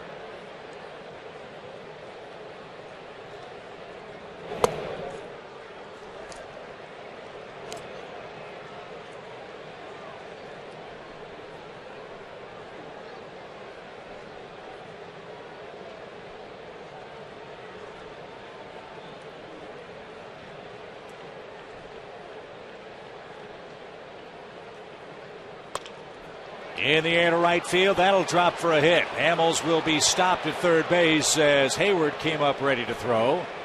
And now the Phillies are in business. They've loaded the bases with 1 out in the 5th inning. Rollins didn't hit it hard, but he guided that into right field. And he kind of floated that to right field, but third base coaches hate having to send their pitcher to the plate for fear of a close play, or they got a slide, might get hurt. And it looked like Jason came up ready to throw to third and not to home. Jason's lined up. You see how his body's lined up to throw to third base? He was ready to concede the run. I think he was conceding the run, definitely. And then all of a sudden he looks up, and Ryan Sandberg had held the pitcher at third base, which is not unusual with one of your key players in that situation. So for the first time this year, the Braves bullpen goes to work. It's Corey Guerin and Luis Avilan. And now Chase Utley hits a milestone at bat for Utley last time up. A home run to dead center, the 200th in his career.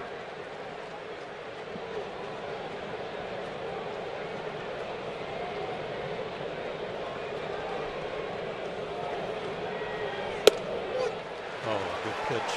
Whew. Tailing action on a fastball to the outside corner to get ahead.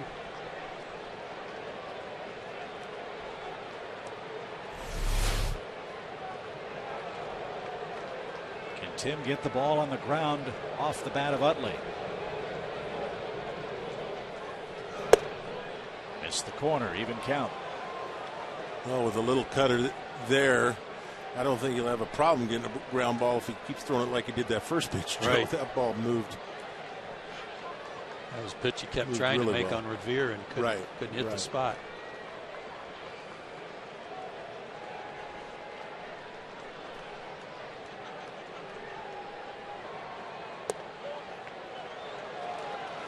Looked like a pretty good pitch.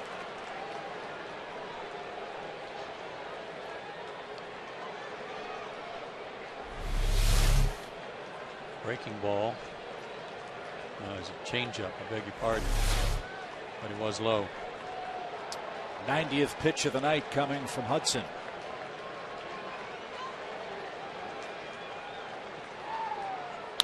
And Utley rips it into right field. Hamels will score.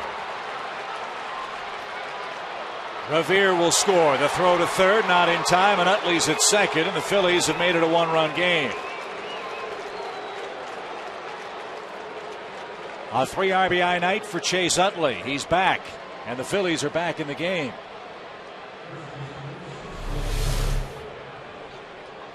There was a fastball, and he had it covered this time. Yeah, he sure did. I don't think it quite moved like that first pitch, but you're right. He did have it covered. A good base running by Chase Utley here. I think the ball went a little bit over. I don't know who was supposed to be the cutoff man there. I think Andrelton. But Andrelton was covering second in case Jason threw it to second. Good base running by Utley by advancing on that throw. Phillies have a big inning working, and they've chased Tim Hudson, who still leads 4-3 in the fifth.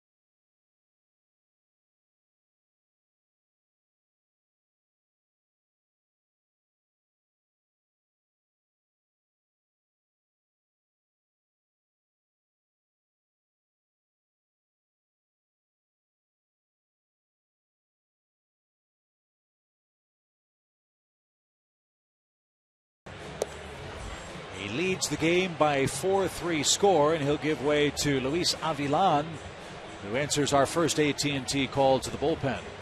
Luis got called up in the middle of July last year and got off to a little bit of a rough start. He gave up some runs in his first couple of outings and then really buckled down.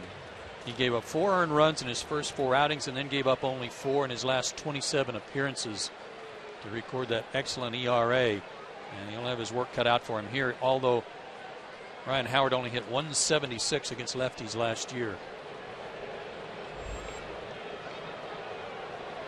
Howard has runners at second and third with 1 out. And the Braves do again shift with Howard in the batter's box. And here's our Home Depot tools from the dugout. Take a look at this graph. You see that most of the balls in play by Ryan Howard were to the right side of the diamond. That's why the shift, although with a left-handed pitcher and with a runner at third base, Ugla not in right field. Tied him up again, 0-2. Well, we talked about some movement from Tim Hudson earlier. Those balls right there from Avilan are going straight down. And tying him up in two.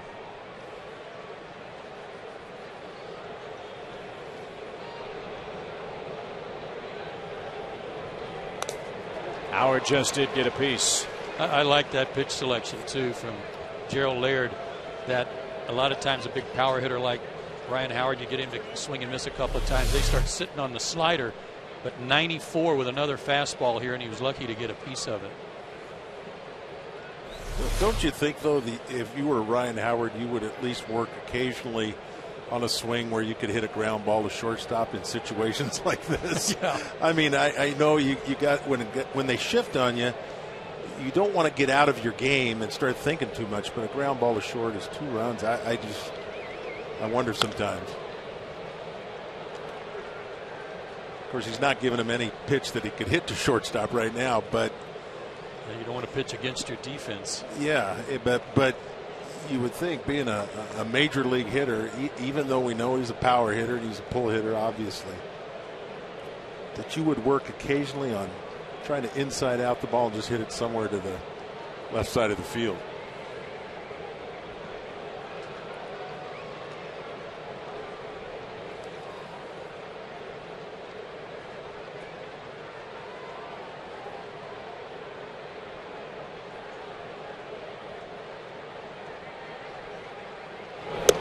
Struck him out. What a pitch. Everything under the kneecaps and hands of Howard. And at 94, I mean, that ball was running in on him. Great job. That ball ends up, at least it looks almost like 2 feet off the plate, the way it's moving so much. Now the Braves will take the bat out of the hands of Michael Young. They'll walk him intentionally and go after Dominic Brown.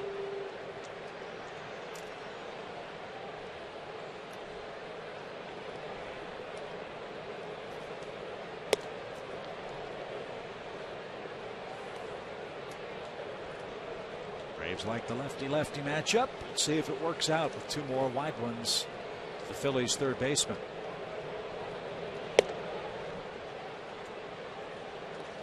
Crazy inning for Philadelphia.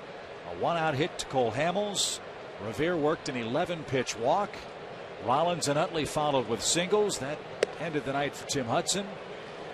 Now Avilan's come on, struck out Howard. He walks Young, and now Dominic Brown, the key man in the inning for the Phillies. Dominic Brown coming home for the start of this season. He went to Redan High School out in Stone Mountain, and one of his new coaches, the assistant hitting coach, is Wally Joyner, who also went to Redan High School.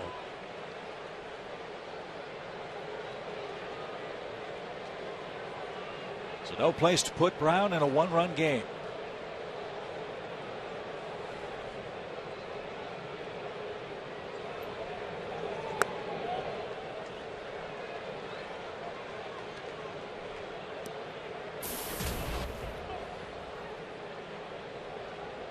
Started him with a breaking ball, probably just to try to cross up any information Ryan Howard might have given Brown before he went up there. Broken bat. Uggla's got it. Avilan gets out of the mess in the 5th. Not only did he get out of it, he went through Howard, Young, and Brown with the bases loaded for the Phillies. Braves maintain the lead. Bottom of the 5th. 4-3 now your score.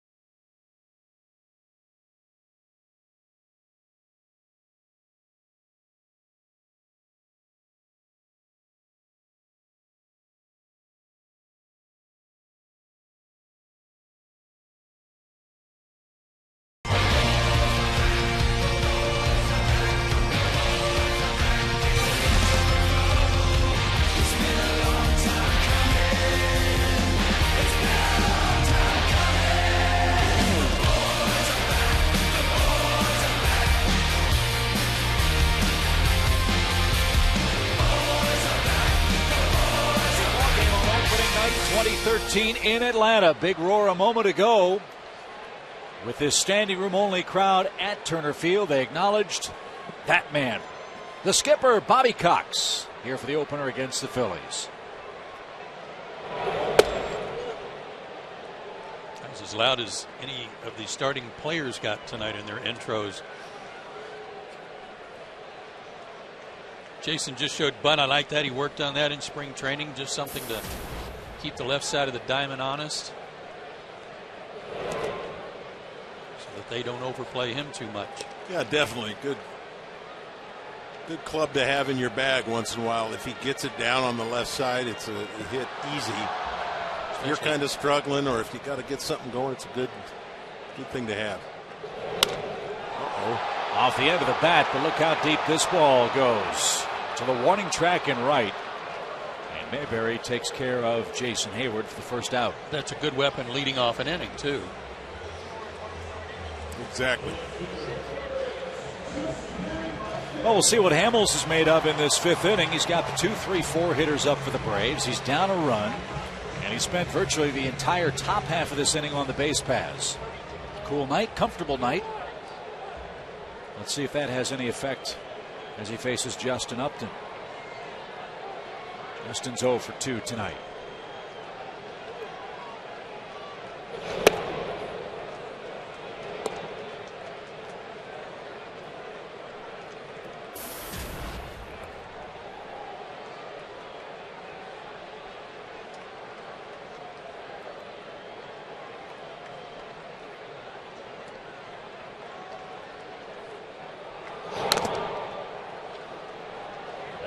Fouled at the plate and quickly 0-2. When we were talking earlier tonight about the Phillies wanting to gain a measure of respect that they perhaps lost last year, and for teams to be talking only about Atlanta and Washington is a huge mistake, if for no other reason than about 5 guys on their ball club. Make it 6 guys.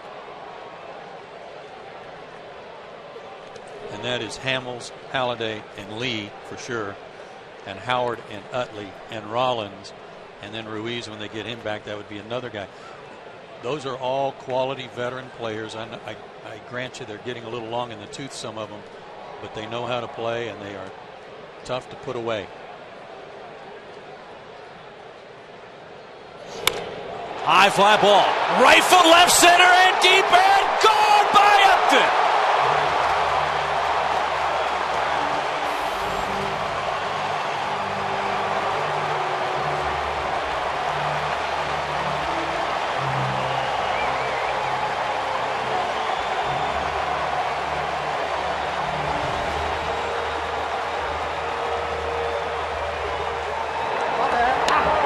You called it, Joe.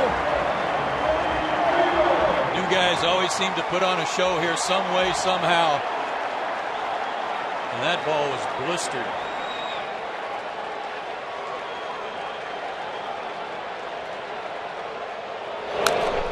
So the Braves get one of those Philly runs back. It's a 5-3 game. He made a real good pitch with a cutter early in the count, and I think tried to come back with another one. It was, but it stayed out over the plate. Yeah, you could see he wanted to throw that in off the plate. I love that swing. Me too. It's so simple. Not a lot of moving parts. As complicated as a swing can get, that looks so simplified. Remember, Dale, how short the follow-through was on Mike Schmidt? How when he would swing, the bat really didn't go much farther around his body than maybe a third of the way. And Upton's finish reminds me of Mike Schmidt that way. Yes, it does.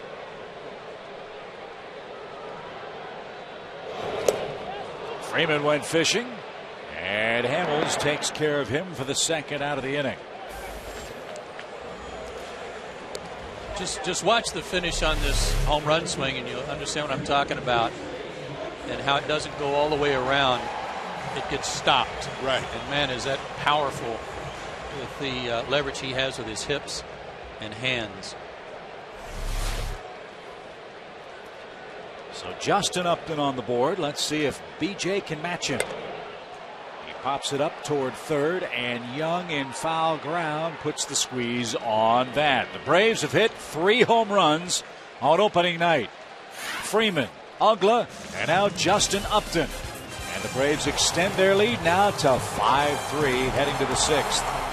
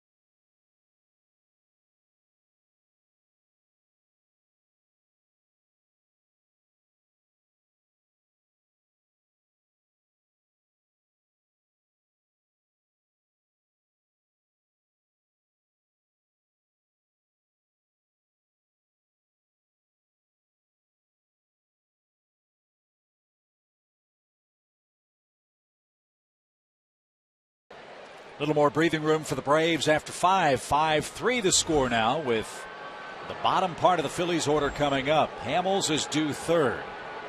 We'll see if Charlie Manuel lets him stick around or if he goes to his bench. Rough night for John Mayberry at the plate. He's hit into a double play and he's struck out.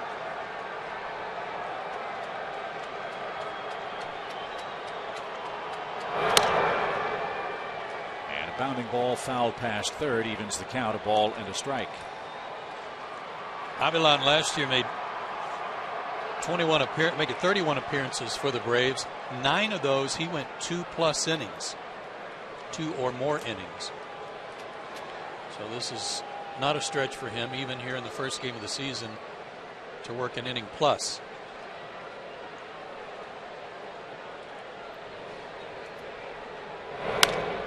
Fly ball center.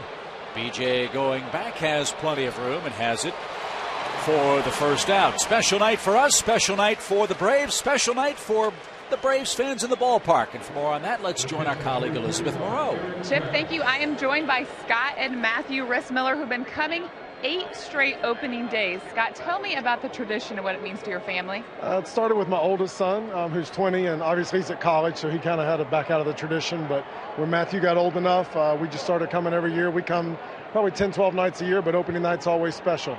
All right, Matthew, what's your favorite part about coming down here?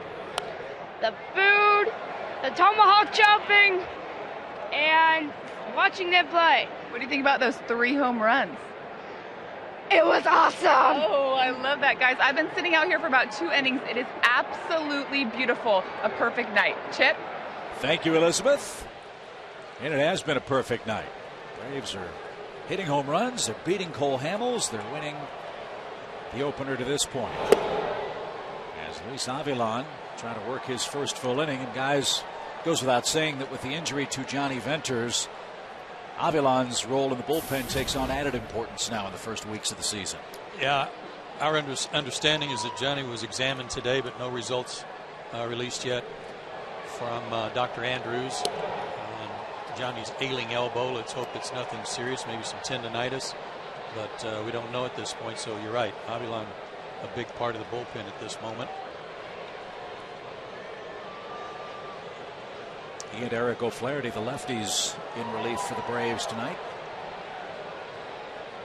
As Eric Kratz, the Philly catcher, hits with the bases empty.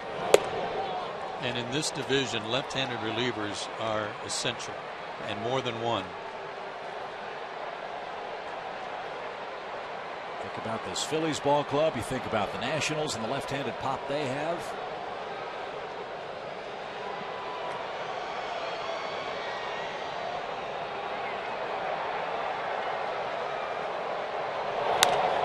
Popped up. Long run, Jason Hayward near the line. Plenty of room. He has that. 2 outs. Braves 5-game packs are a great way to catch the Braves in action all year long. Select 5 games of your choosing and enjoy savings of up to $4 off the gate price on each ticket.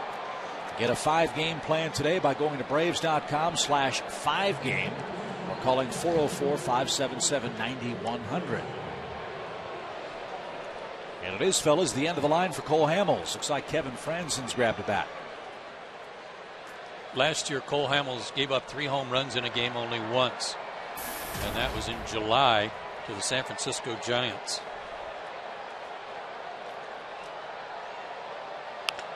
And Franzen with a looping line drive into center. It bounces over to Jason Hayward, and he's got a pinch hit single, and now bring Ben Revere to the plate.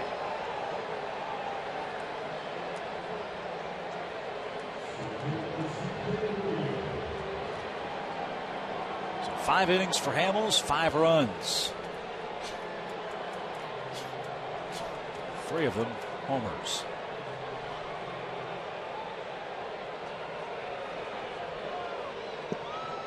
Revere's been a pest tonight. A single, a stolen base, and that big 11-pitch walk that turned into a Philadelphia run back in the 5th inning. Yeah, very impressive at bat. Last at bat against Tim Hudson. Yeah, I think it was key at bat of the rally. Absolutely.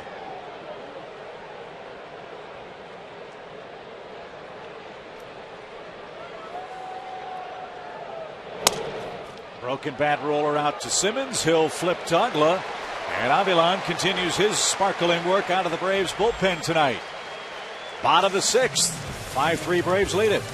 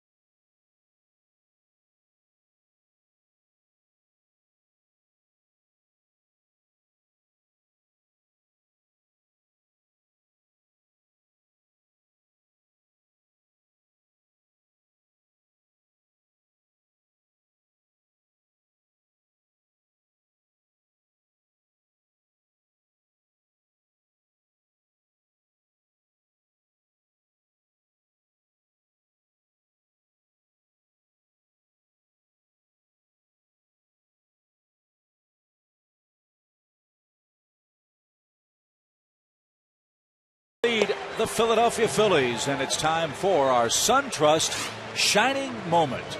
Look at the opening day success of Rick Mahler. Taken from us too soon, that's for sure. But how about that? 3 complete game shutouts out of those 4 opening day starts. Murph, you were there for them. Yeah, Rick had some magic going on opening day. Sure miss him.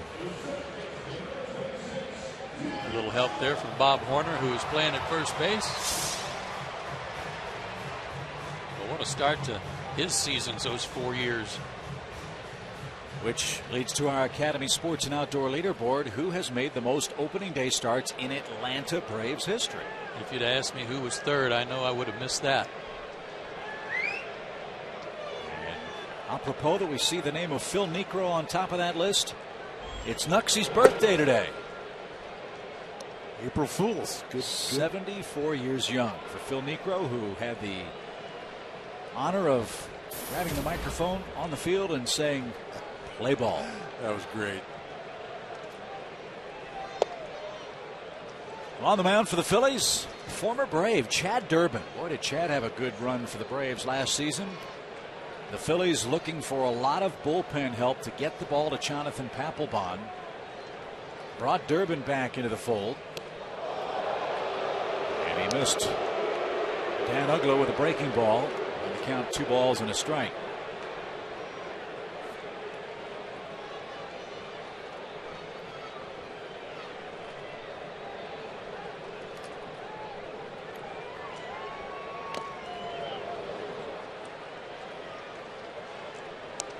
Chad pitched a lot for the Braves last year and did a good job. Got the call a lot. 76, that's a lot. Good sinker, good slider.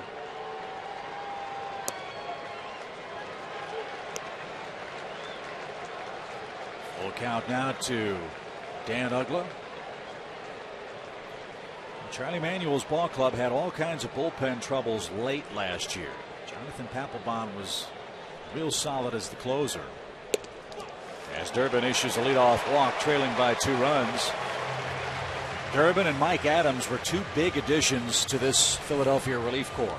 If Mike Adams kind of gets back to his level of consistency that he had with the Padres, that's really going to be a great sign along with Durbin, because Durbin can pitch so much, as we just showed you. But 2 excellent pickups as potential setup men for Papelbon.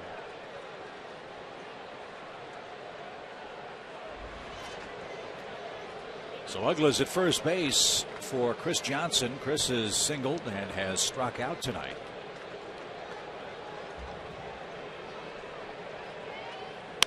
And it's a rocket into the left field corner. That's going to rattle around for a while.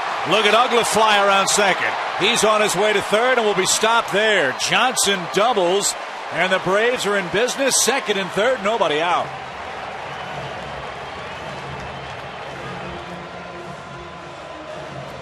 Tell you, this guy can hit, folks. Yeah, another good swing. Put on the ball by Chris Johnson. Short, quick, ball inside.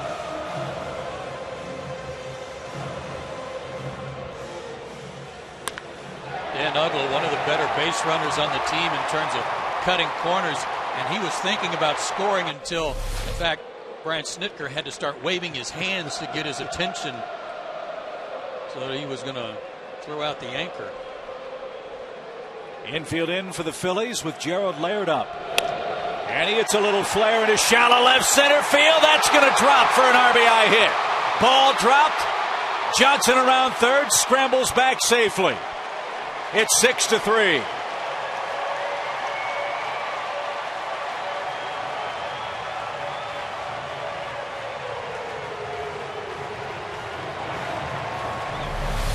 A thing of beauty here. Fastball again up from Durbin. He actually kind of got away with that, but the fact it ran in on Laird, thing of beauty just to drop it in between the outfielders. And even though Brown bobbled it out there, Johnson not able to score. So Charlie Manuel's on his way to the mound. Chad Durbin's season begins in rocky fashion. A walk, a double, and a bloop single has the Braves in business. 1 in, 2 on, and nobody out.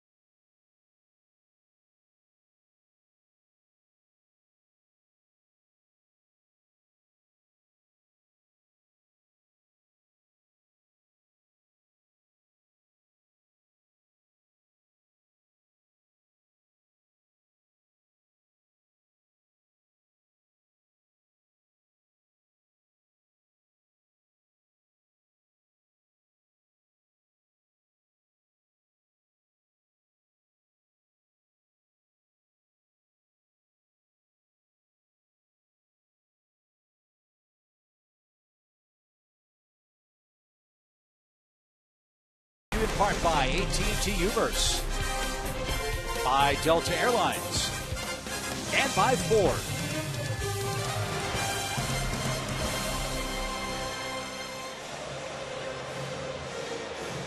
Turner Field is rocking and rolling. The Braves offense as good as advertised on opening night. 6 runs on 9 hits. And Freddie Freeman's chopping 2. He's had a big night. 3 RBIs, including a 2-run first inning homer. Braves will now take a look at the third Phillies pitcher of the night as left-hander Jeremy Horst takes over for Chad Durbin. Fastball, slider, changeup for Horst. Fastball in the low 90s. He's one of 3 lefties in their bullpen. Another guy that they signed that we haven't mentioned is John Lannon, who was not re-signed by the Nationals. And if you recall, John Lannon has been awfully tough on the Braves in the past. So Juan Francisco was in the on-deck circle. He was called back, and Reed Johnson will now grab a bat and pinch hit. Don't know if Juan was announced or not. But Reed, who led the majors in pinch hits last year, a chance to swing the bat with runners at the corners and nobody out. Nearly got hit. Well, he led in pinch hits, but not enough of those came with Atlanta to offset the fact that the Braves were last in the league in pinch hits last year. They had 35 pinch hits, and that was 16th out of 16 teams.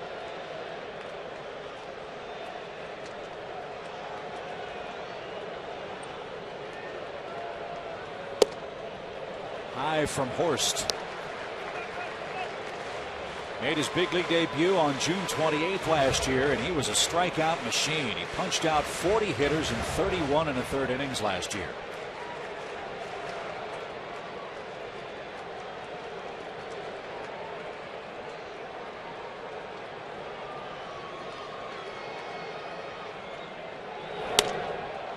Charlie Manuel talking about both clubs before the game, but talking about how much he liked the Braves team.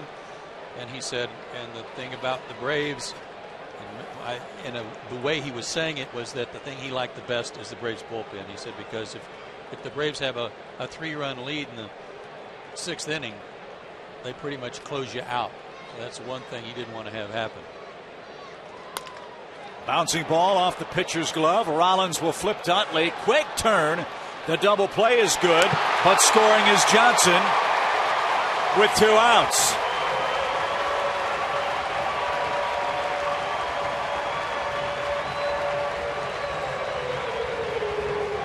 That was some real good base running by Chris. You don't want to just run into an out at home plate there with first and third, nobody out, but he waited till he saw Utley trying to turn the double play and took off. Well done.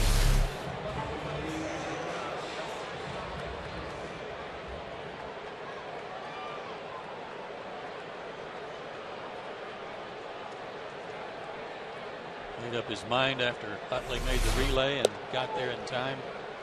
He was going to score even with a good throw.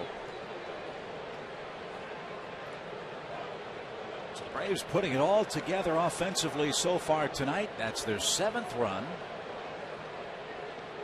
And here's Simmons. He swings the first pitch and pops it up on the infield. Ryan Howard, even with the bag, puts the squeeze on that. Atlanta adds 2 more runs off former Brave Chad Durbin. This game heads to the 7th.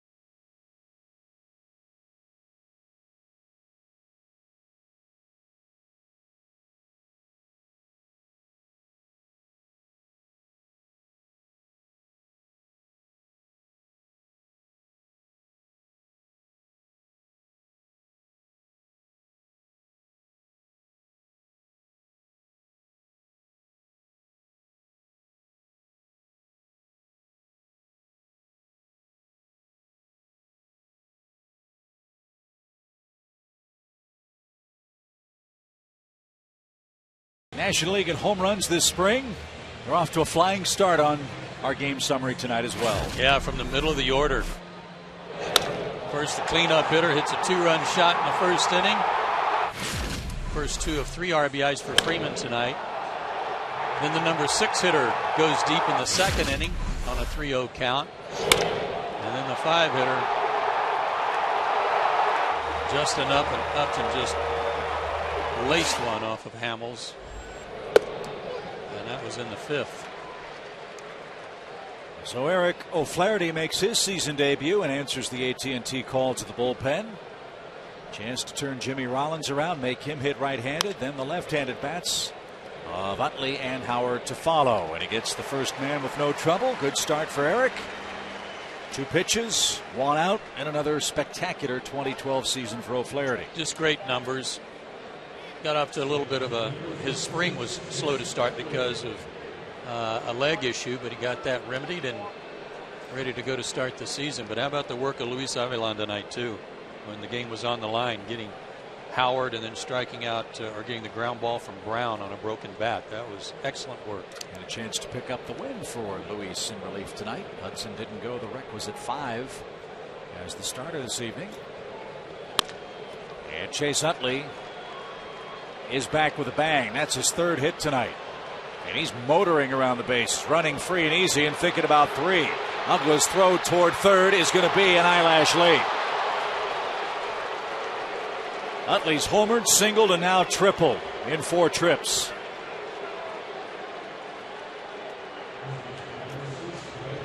Well, he sure looks really healthy there. I mean, talk about a guy that's coming back from some injuries. No hesitation. Still down 4 runs, no hesitation, going for 3. Looks really good running there.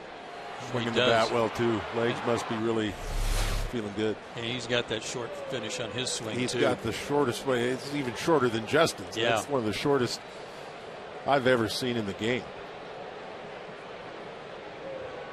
Well, Ryan Howard had one of the key at-bats in this game. That was his last turn, and Avilan struck him out with some nasty heat under the hands of the inside part of the plate. Ryan is 0 for 3, as you see tonight. He's got Utley at 3rd. The Phillies are down 4 runs. And a deeper shift put on this time with a little more room to work than the last time he was up there in terms of the score. So they're willing to concede the run to get an out.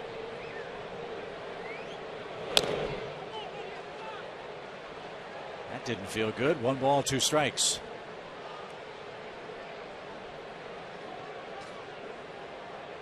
Dale, I'm with you on Chase Utley. When you watch the Atlanta Braves play every night, you certainly have a penchant to enjoy watching them play and appreciate all they do. But among opponents that you see on a semi-regular basis, I mean, he's one of my favorite players to watch. I love to watch him hit. Boy, the Braves try to keep the ball on Ryan Howard's hands. Got to try and keep him from extending his arms, and it looks like O'Flaherty's done a good job of that in his career. Well, to chase Utley again, Joe, just one of the best competitors in the game. Never gives an at bat up. You know, from the very first. I thought that was, speaking about giving away at bats, I thought it was interesting. Joey Votto I read an article about him, how he was frustrated with himself giving away at bats at first of the game, so he's changed his approach. But Chase Utley is a guy that never gives away those at bats. Howard rolls toward Freeman at first. The Braves will concede the run. That's Howard's first RBI of the year, scoring Chase Utley. And with 2 outs, that makes it a 7-4 game here in the 7th. Terrific hitters are like that. And I remember an old teammate of mine, George Brett, even in spring training, he hated making bad decisions at the plate or chasing bad pitches and making outs even in spring training. He was so competitive that way. He didn't even want to give an inch in spring training. Little tapper by Young. Johnson's got that. Perfect throw to first. Eric O'Flaherty is through the 7th inning, and we stretch for the first time in Atlanta. The heart of the order coming up in the bottom of the inning. Hayward, Justin Upton, and Freddie Freeman. Braves up 3 runs.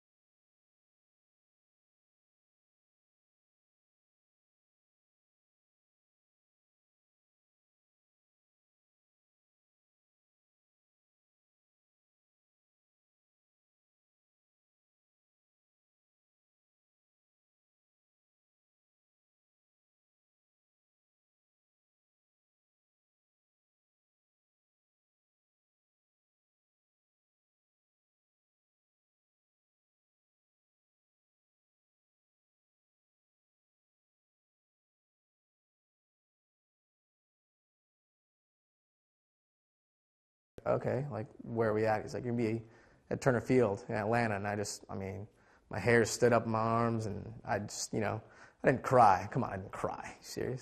But it was the coolest experience of my life. He didn't cry. Come on. Chris Medlin maybe shed a tear or two when he got back in the starting rotation. We'll see more of Chris Medlin right after our ball game. Our latest edition of Driven has the unique story of Chris Medlin's rise to the big leagues, told by Medlin himself. We invite you to stay tuned for the premiere of Driven, Chris Medlin, a big league journey, tonight at 11, right here on Fox Sports South. And here's a little sneak preview of what you might expect from Chris. He was mic'd up during batting practice tonight. Aguas Latinos? Aguas Latinos? I just gotta carry all these around. I'll take one, bro.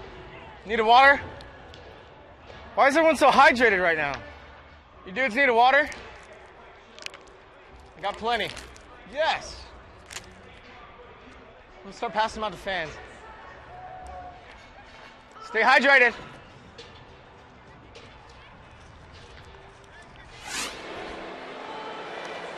He said at the beginning of the year that was one of his goals, was to make sure everyone was hydrated. Even the retired players at the ballpark tonight took his advice, it appears. Mm-hmm. Yes.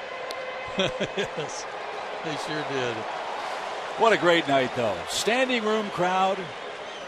Braves have hit 3 home runs. Bullpen has pitched very good ball tonight. Braves have run the bases well. They've played very well defensively. In this season, this offseason, which was filled with so much excitement for Braves country, what with last year's retirement of Chipper Jones, the new faces, the Uptons, Chris Johnson and Juan Francisco at third base, the imminent return of Brian McCann.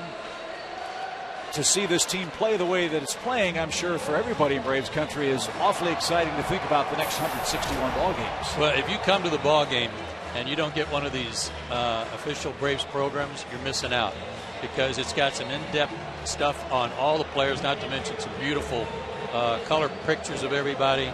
But it's like a heavy-duty, thick magazine instead of just a program. A lot of good stuff with the outfielders on the cover, saying an outfield revamped. Good stuff. Braves program.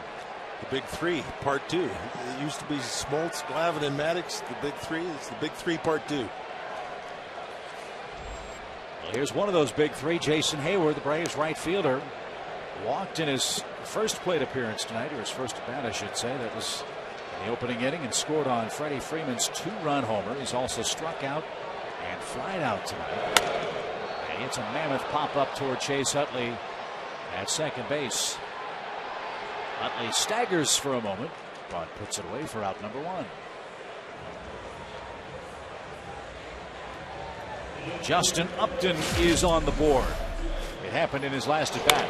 Yeah, I had my spots in the batting order a little mixed up earlier when I had him mixed in there with Freddie and Uggla, but he's obviously the number 3 hitter in the lineup. And how about that greeting, first of many, from his brother in the on-deck circle? That's the other thing we haven't even talked about tonight. New team, new fan base, all that. But to get to play on a major league team with your brother. And not only on a major league team, but a major league team that has serious postseason aspirations this year. We talked about this a little bit early in spring training, Chip, and I think you probably saw it too, Dale, that there wasn't a real swagger about the team early on, but there was already an air of confidence about them, about what they knew they were capable of doing. Yeah, I think so, and I think just with some of the changes, getting to know each other,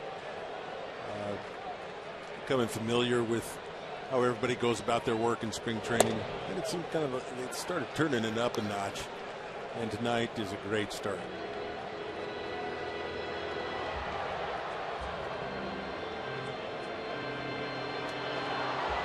One ball, 2 strikes.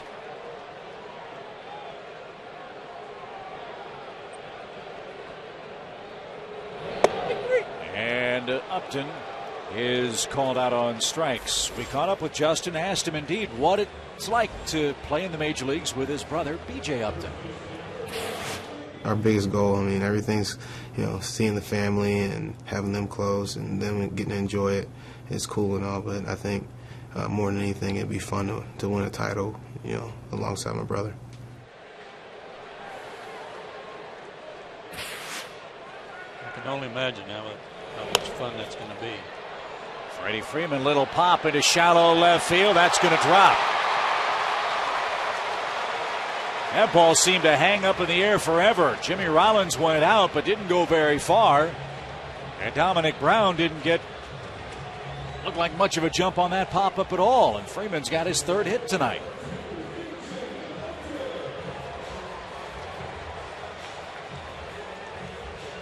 Well, not really sure what happened. I know as a pitcher, I'd be a little frustrated that ball wasn't caught. I didn't really see if they got a good jump on the ball or not, but that ball would seem like was up there enough. Someone should have had a shot at it. So we've seen Justin Upton in the 7th inning. Now it's B.J. Upton's turn. And for more on the Upton story, let's check in again with Tom. Chip, of course, it's not uncommon for a batter that just finished an at-bat to check with the guy on deck to try and see what he's seeing from the pitcher. But that's exactly what B.J. did, stopping Justin on his way back to the dugout. And you have to wonder, 2 guys who know each other so very well, not only know what they just saw, but you got to know what your brother's looking for. So you wonder if that'll be an advantage for the Braves throughout the season, if not this at bat. Just missed the inside corner. 1 ball, 2 strikes.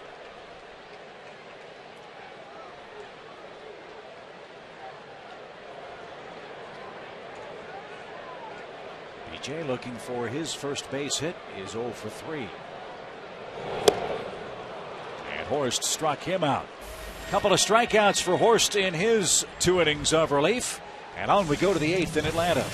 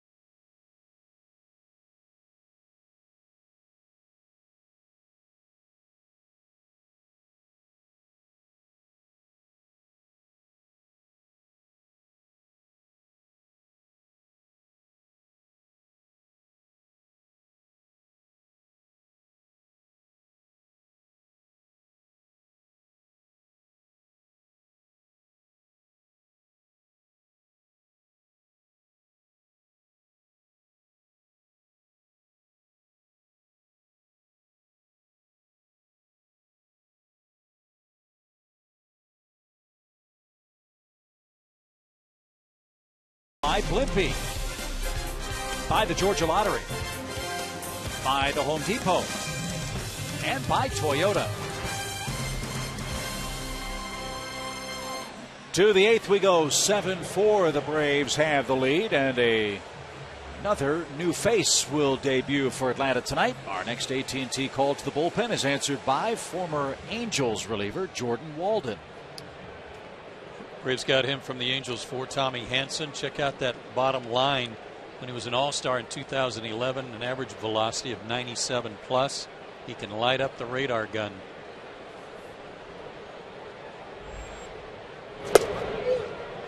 He just did. And he's got a little hitch in his giddy up that can throw the timing of hitters off a little bit, as if his fastball wasn't enough. Dominic Brown will face him first. We were told about Walden this winter, Joe, that when he actually delivers the baseball, it seems almost impossible, but he's in the air. Right. With that hitch. Right. And I've seen some video of that, and it's accurate. And he can walk some people, too. I mean, he's got some control issues that plague him at times. In this spring, he was bothered by a bad back early in camp. He actually had to have an injection in his lower back, but has bounced back from that and pitched real well at the end of camp. Brown got jammed, drives the ball toward right center. B.J. Upton's got it. 1 out. All right, trivia time. Let's see if we can start the season in perfect fashion. Our AT&T U-verse trivia question. Remember back a few innings since 2006, Cole Hamels and Tim Hudson are 2 of only 3 pitchers with 90 or more wins in the National League. Who's the other to do that? Can we come back? Sure. Because I'd forgotten we were studying on that. Now we could ask for hints, but that would be against the rules, as we know. Is the pitcher still active? I got a guy. You got a guy? Mm-hmm. Okay. So we don't have to. I have a guy, but we don't want to go. You want to do this now, or you want to? It's not going to help me waiting any longer. It's getting late. Okay. I'm going Matt Cain. Cain. Good call. I'm going Josh Johnson. Josh Johnson with the Marlins. I'm going to go Tim Lincecum.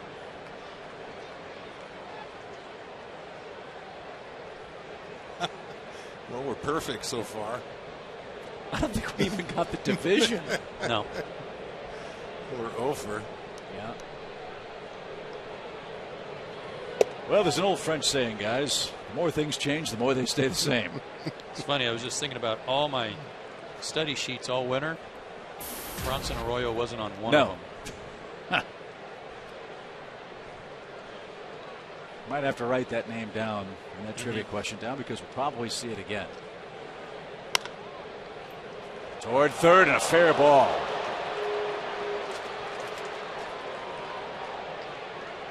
Mayberry doubles with 1 out. Perfectly placed.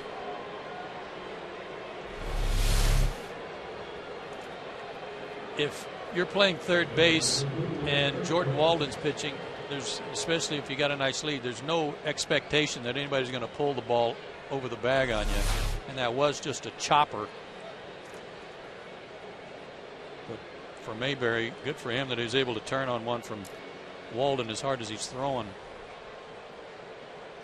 I think this trade for Jordan Walden is kind of one of those things that has kind of gone under the radar a little bit, actually. I think with getting the Upton brothers here, everybody's been talking about this, but this is a real key position for the Braves to get to Craig Kimbrell. That one well off the plate. A wild pitch will chase Mayberry to third.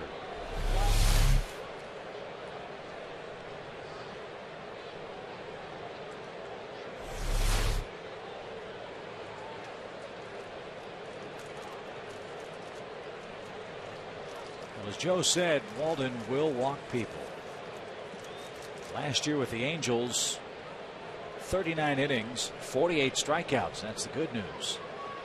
Bad news is 18 walks and 35 hits in those 39 innings. Well, some of that I'm going to say was because he was having to probably pitch in some bad counts, maybe some 2-0, 3-1 counts. But if he makes that pitch consistently, you can forget about hits. 96 at the knees with some sink. Line drive into right center by Kratz. That man's at it again against the Braves. That will score Mayberry. And all of a sudden, the Phillies have made it a 2-run game. 7-5 your score in the 8th inning.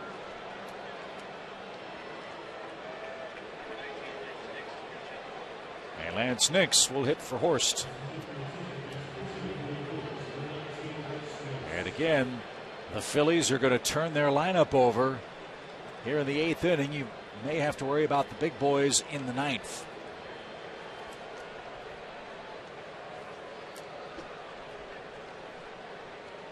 Well, another thing about Walden, I mean, he's a strikeout pitcher. He's not a ground ball pitcher. Certainly like to get one here. Laird can't find it. And by the time he does, Kratz takes second base. That takes away a chance for the double play. Another wild pitch.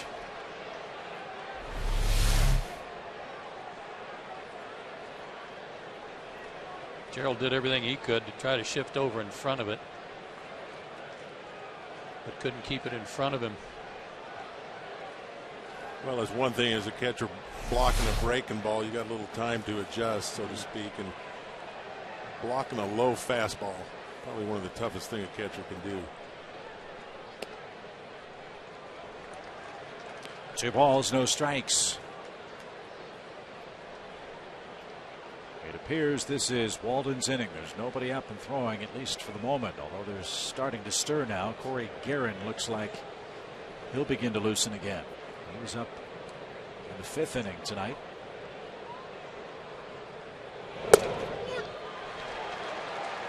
Two balls and a strike.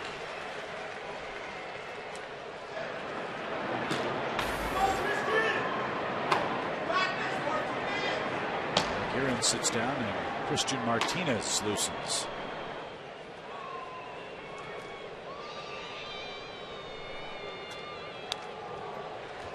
Next chased a high fastball. 2 balls, 2 strikes. And he's thinking about one thing right here if he can get it, right? He's thinking about tying this game in the 8th. And as hard as Walden throws, and I know you don't practice throwing a high fastball all that much, but might be a good time for it to see if he'll chase one up the ladder a little bit.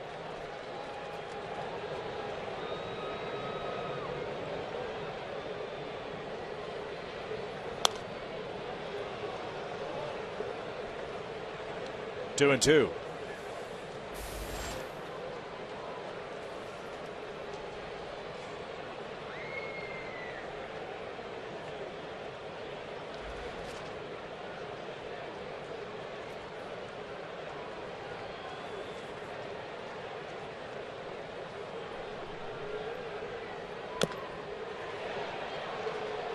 Still alive.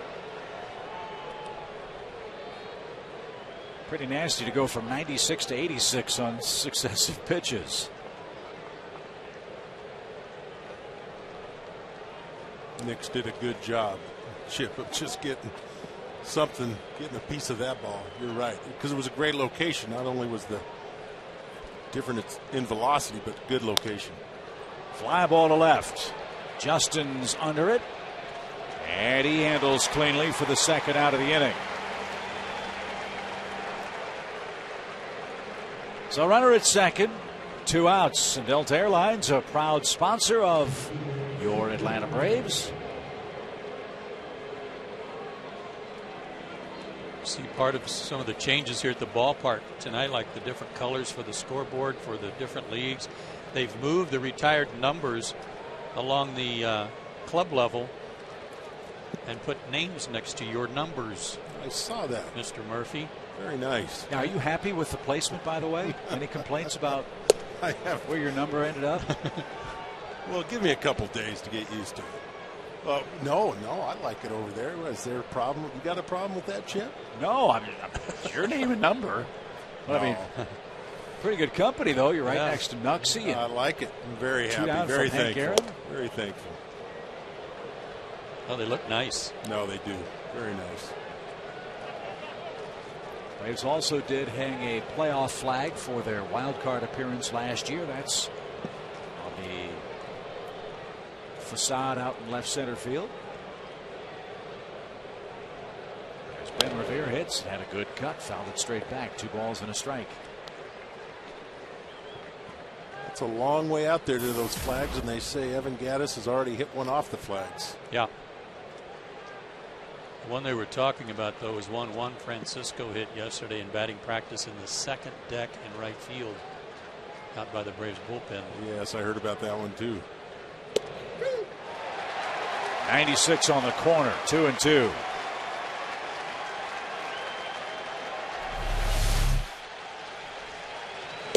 It's almost like he's just getting a feel for the baseball last couple of hitters.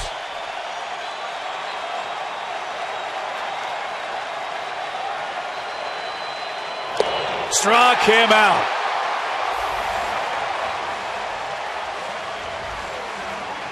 The Phillies score 1, but they're running out of time. It's a 2-run Braves lead, last of the 8th.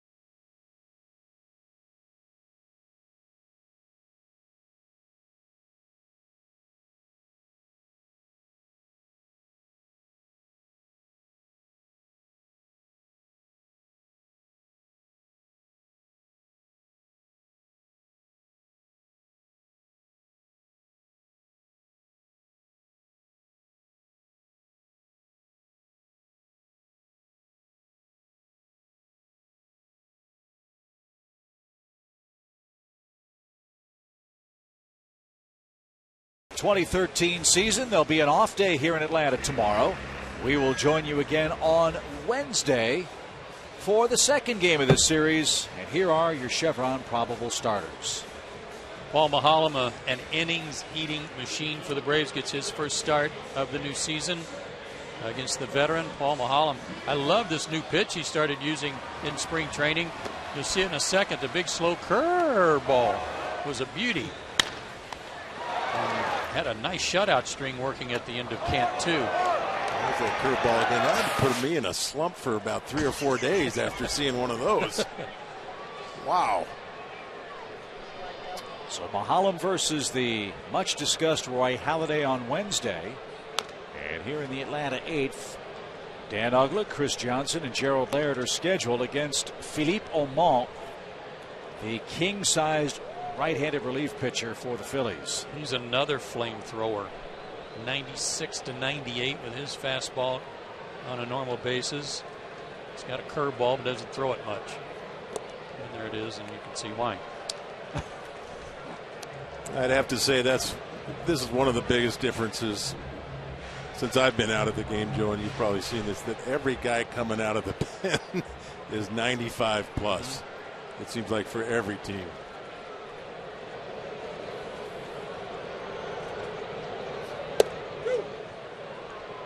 And they all seem like they're 6'6" at least as well, too. Once bigger than that, 6'7", 260 pounds, out of Quebec. He came from the Mariners with Tyson Gillies and J.C. Ramirez in the deal for Cliff Lee. And he just struck out Dan Uggla, who homered his first time up tonight. 1 up, 1 down in the Braves' 8th. All year long, Braves baseball on Fox Sports South is presented by Academy Sports and Outdoors. The right stuff, the low price, every day. Joe Murph and Chip with you from Turner Field. Opening night, Braves enjoy a 2-run lead at 7-5 your score.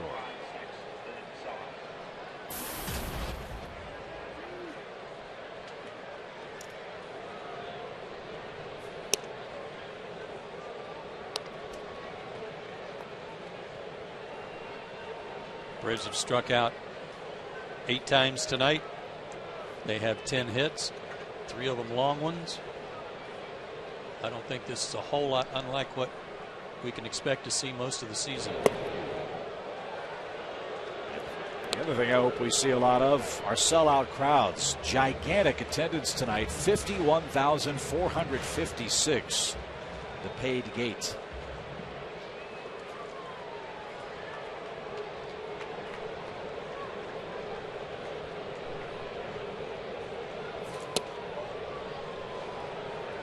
To Chris Johnson. Chris has had a good night at the plate. He's singled, he's doubled, he's scored.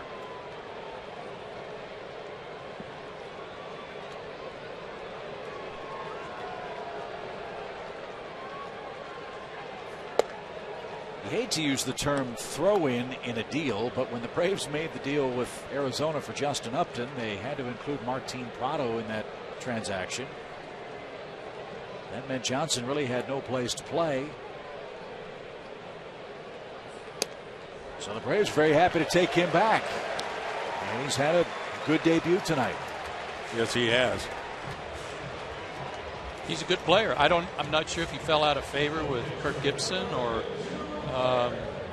if it was just a numbers situation over there where there wasn't going to be a place for him. But the Braves are happy to have him. And knowing that that was a spot that they needed to fill, the Braves were happy to get him included in the return on that deal. A 2-hit night for catcher Gerald Laird, including an RBI single his last time up. And a 1 drops in a slider, strike 1.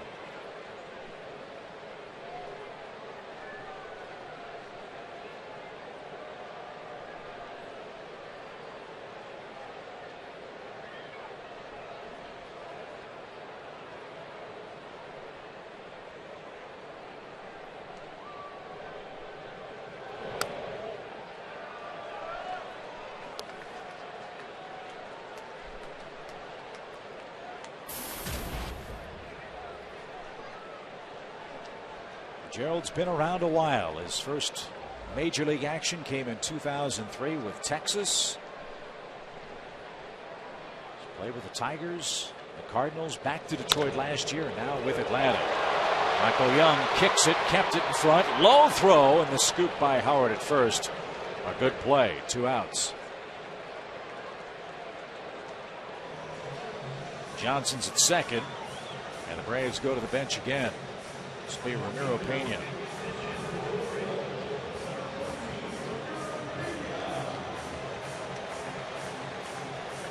Quite a battle for this job in the final days of spring training, too.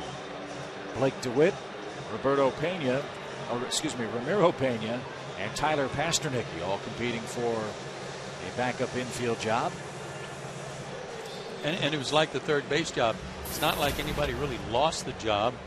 They all played well. Tyler Pasternicki had a terrific offensive spring.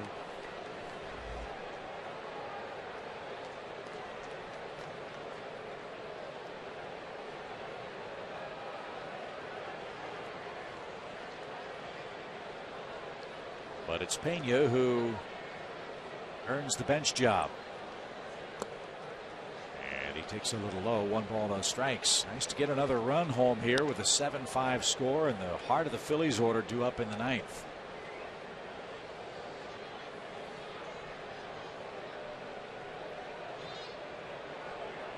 3 of the first 4 Braves runs came with 2 outs this evening. And a hot shot to Howard. And Ryan will take it to the bag. And that will retire the side. So to the 9th we go. The veterans for the Phillies are coming up. Jimmy Rollins, Chase Utley, and Ryan Howard. And Craig Kimbrell will try to close it out.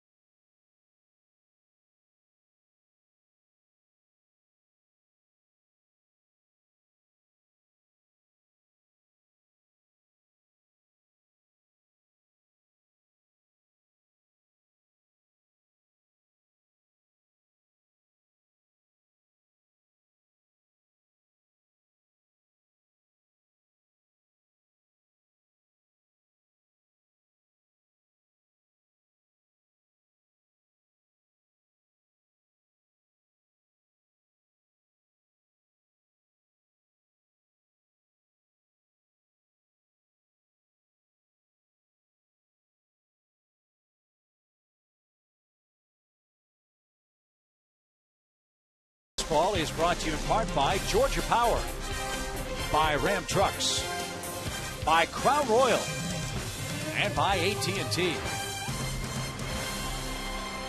3 more outs to get, and who better? As you see our scores, 7-5 Atlanta heading to the top of the 9th inning. And it is indeed Craig Kimbrell coming off an historic 2012 season, trying to finish this one off against the Phillies.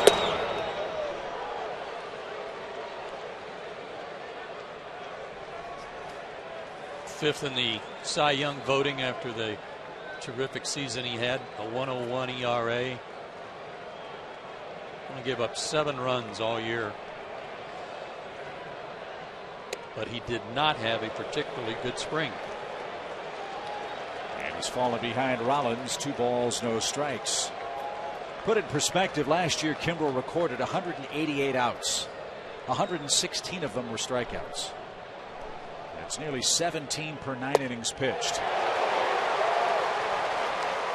And from the frying pan to the fire, very little margin for error with a 2-run lead. Rollins, Utley, and Howard coming up in the Philadelphia 9th.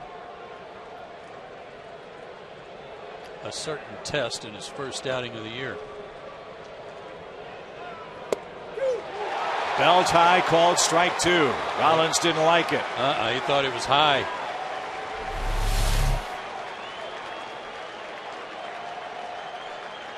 Not according to Fox Tracks.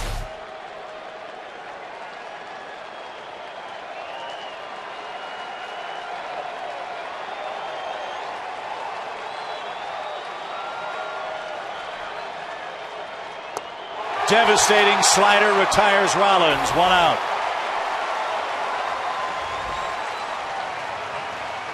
Well, he's got some ridiculous numbers, and his numbers against left-handers are just unbelievable. Looked like he shook Gerald Laird off to get to that breaking ball. Perfect location. You've got to start your swing early enough to catch up to the fastball. And then he throws that to you. Rollins now 1 for 7 with 5 strikeouts against him. Here's Utley, a huge night for the Phillies' second baseman, 3 for 4. He's homered and knocked in 3 and scored 2. Needs a double to hit for the cycle, by the way, tonight. The thing we have talked about since Kimbrel came to the big leagues is that how every hitter, left or right-handed, has got to be ready for his fastball, and that's what makes that breaking ball so awesome, because you have to start your swing early. I'll be interested to talk to Gerald Laird, too. He caught Justin Verlander. How does Kimbrel's stuff compare to Verlander's for the Tigers? Was Verlander a starting pitcher? Kimbrel, the Braves' closer. But both big arms and both big breaking balls.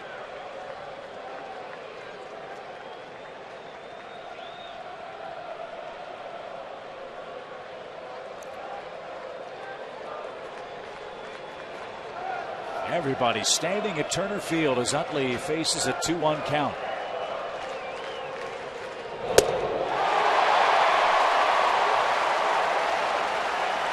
And then when you are geared up for the fastball and you get one, and you see that one so well, shoulder high, it's just impossible to catch up to.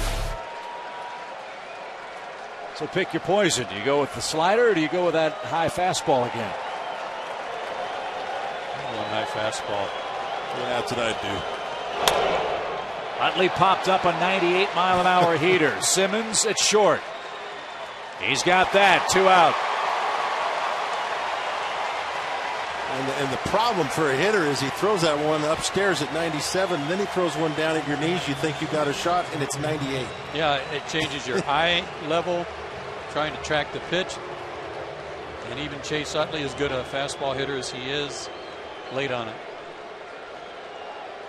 And the great thing is that he's gotten the first 2 guys ahead of Howard. He just can go right after him. Again, Atlanta shifts. Howard 0 for 4, but with an RBI. And he's late. Strike 1.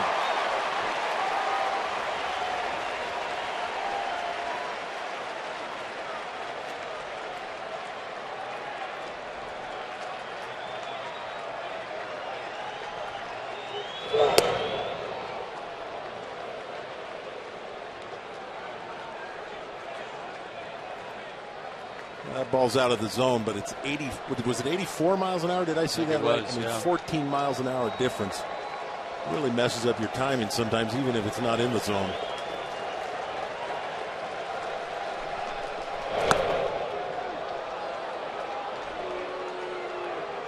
Two balls, 1 strike. There are times when you have to start your swing, gearing up for your swing so early. You just hope he's throwing it where you're swinging. Yeah, you're exactly right. That's sometimes I agree with you, Joe. I think you gear up, hope that he makes a mistake, and hope it's in your swing path. Yeah. But that's the problem. Is his mistake is got such good velocity.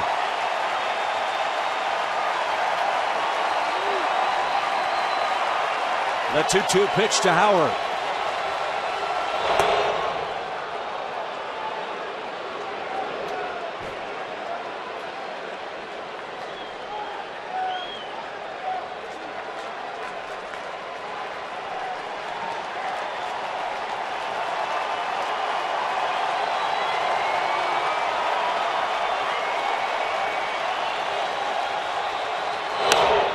High fly ball toward Upton and left.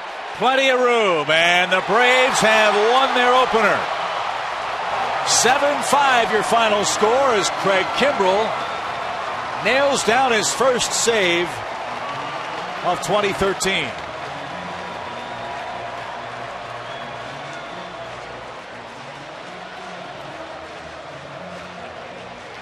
The Braves offense tonight as good as advertised. They banged 3 home runs. They chased Cole Hamels and did an awful lot of damage in the game's first 3 innings. So the Braves 1-0. They beat the Phillies 7-5 your final. We'll recap it for you when we come back to Turner Field after this.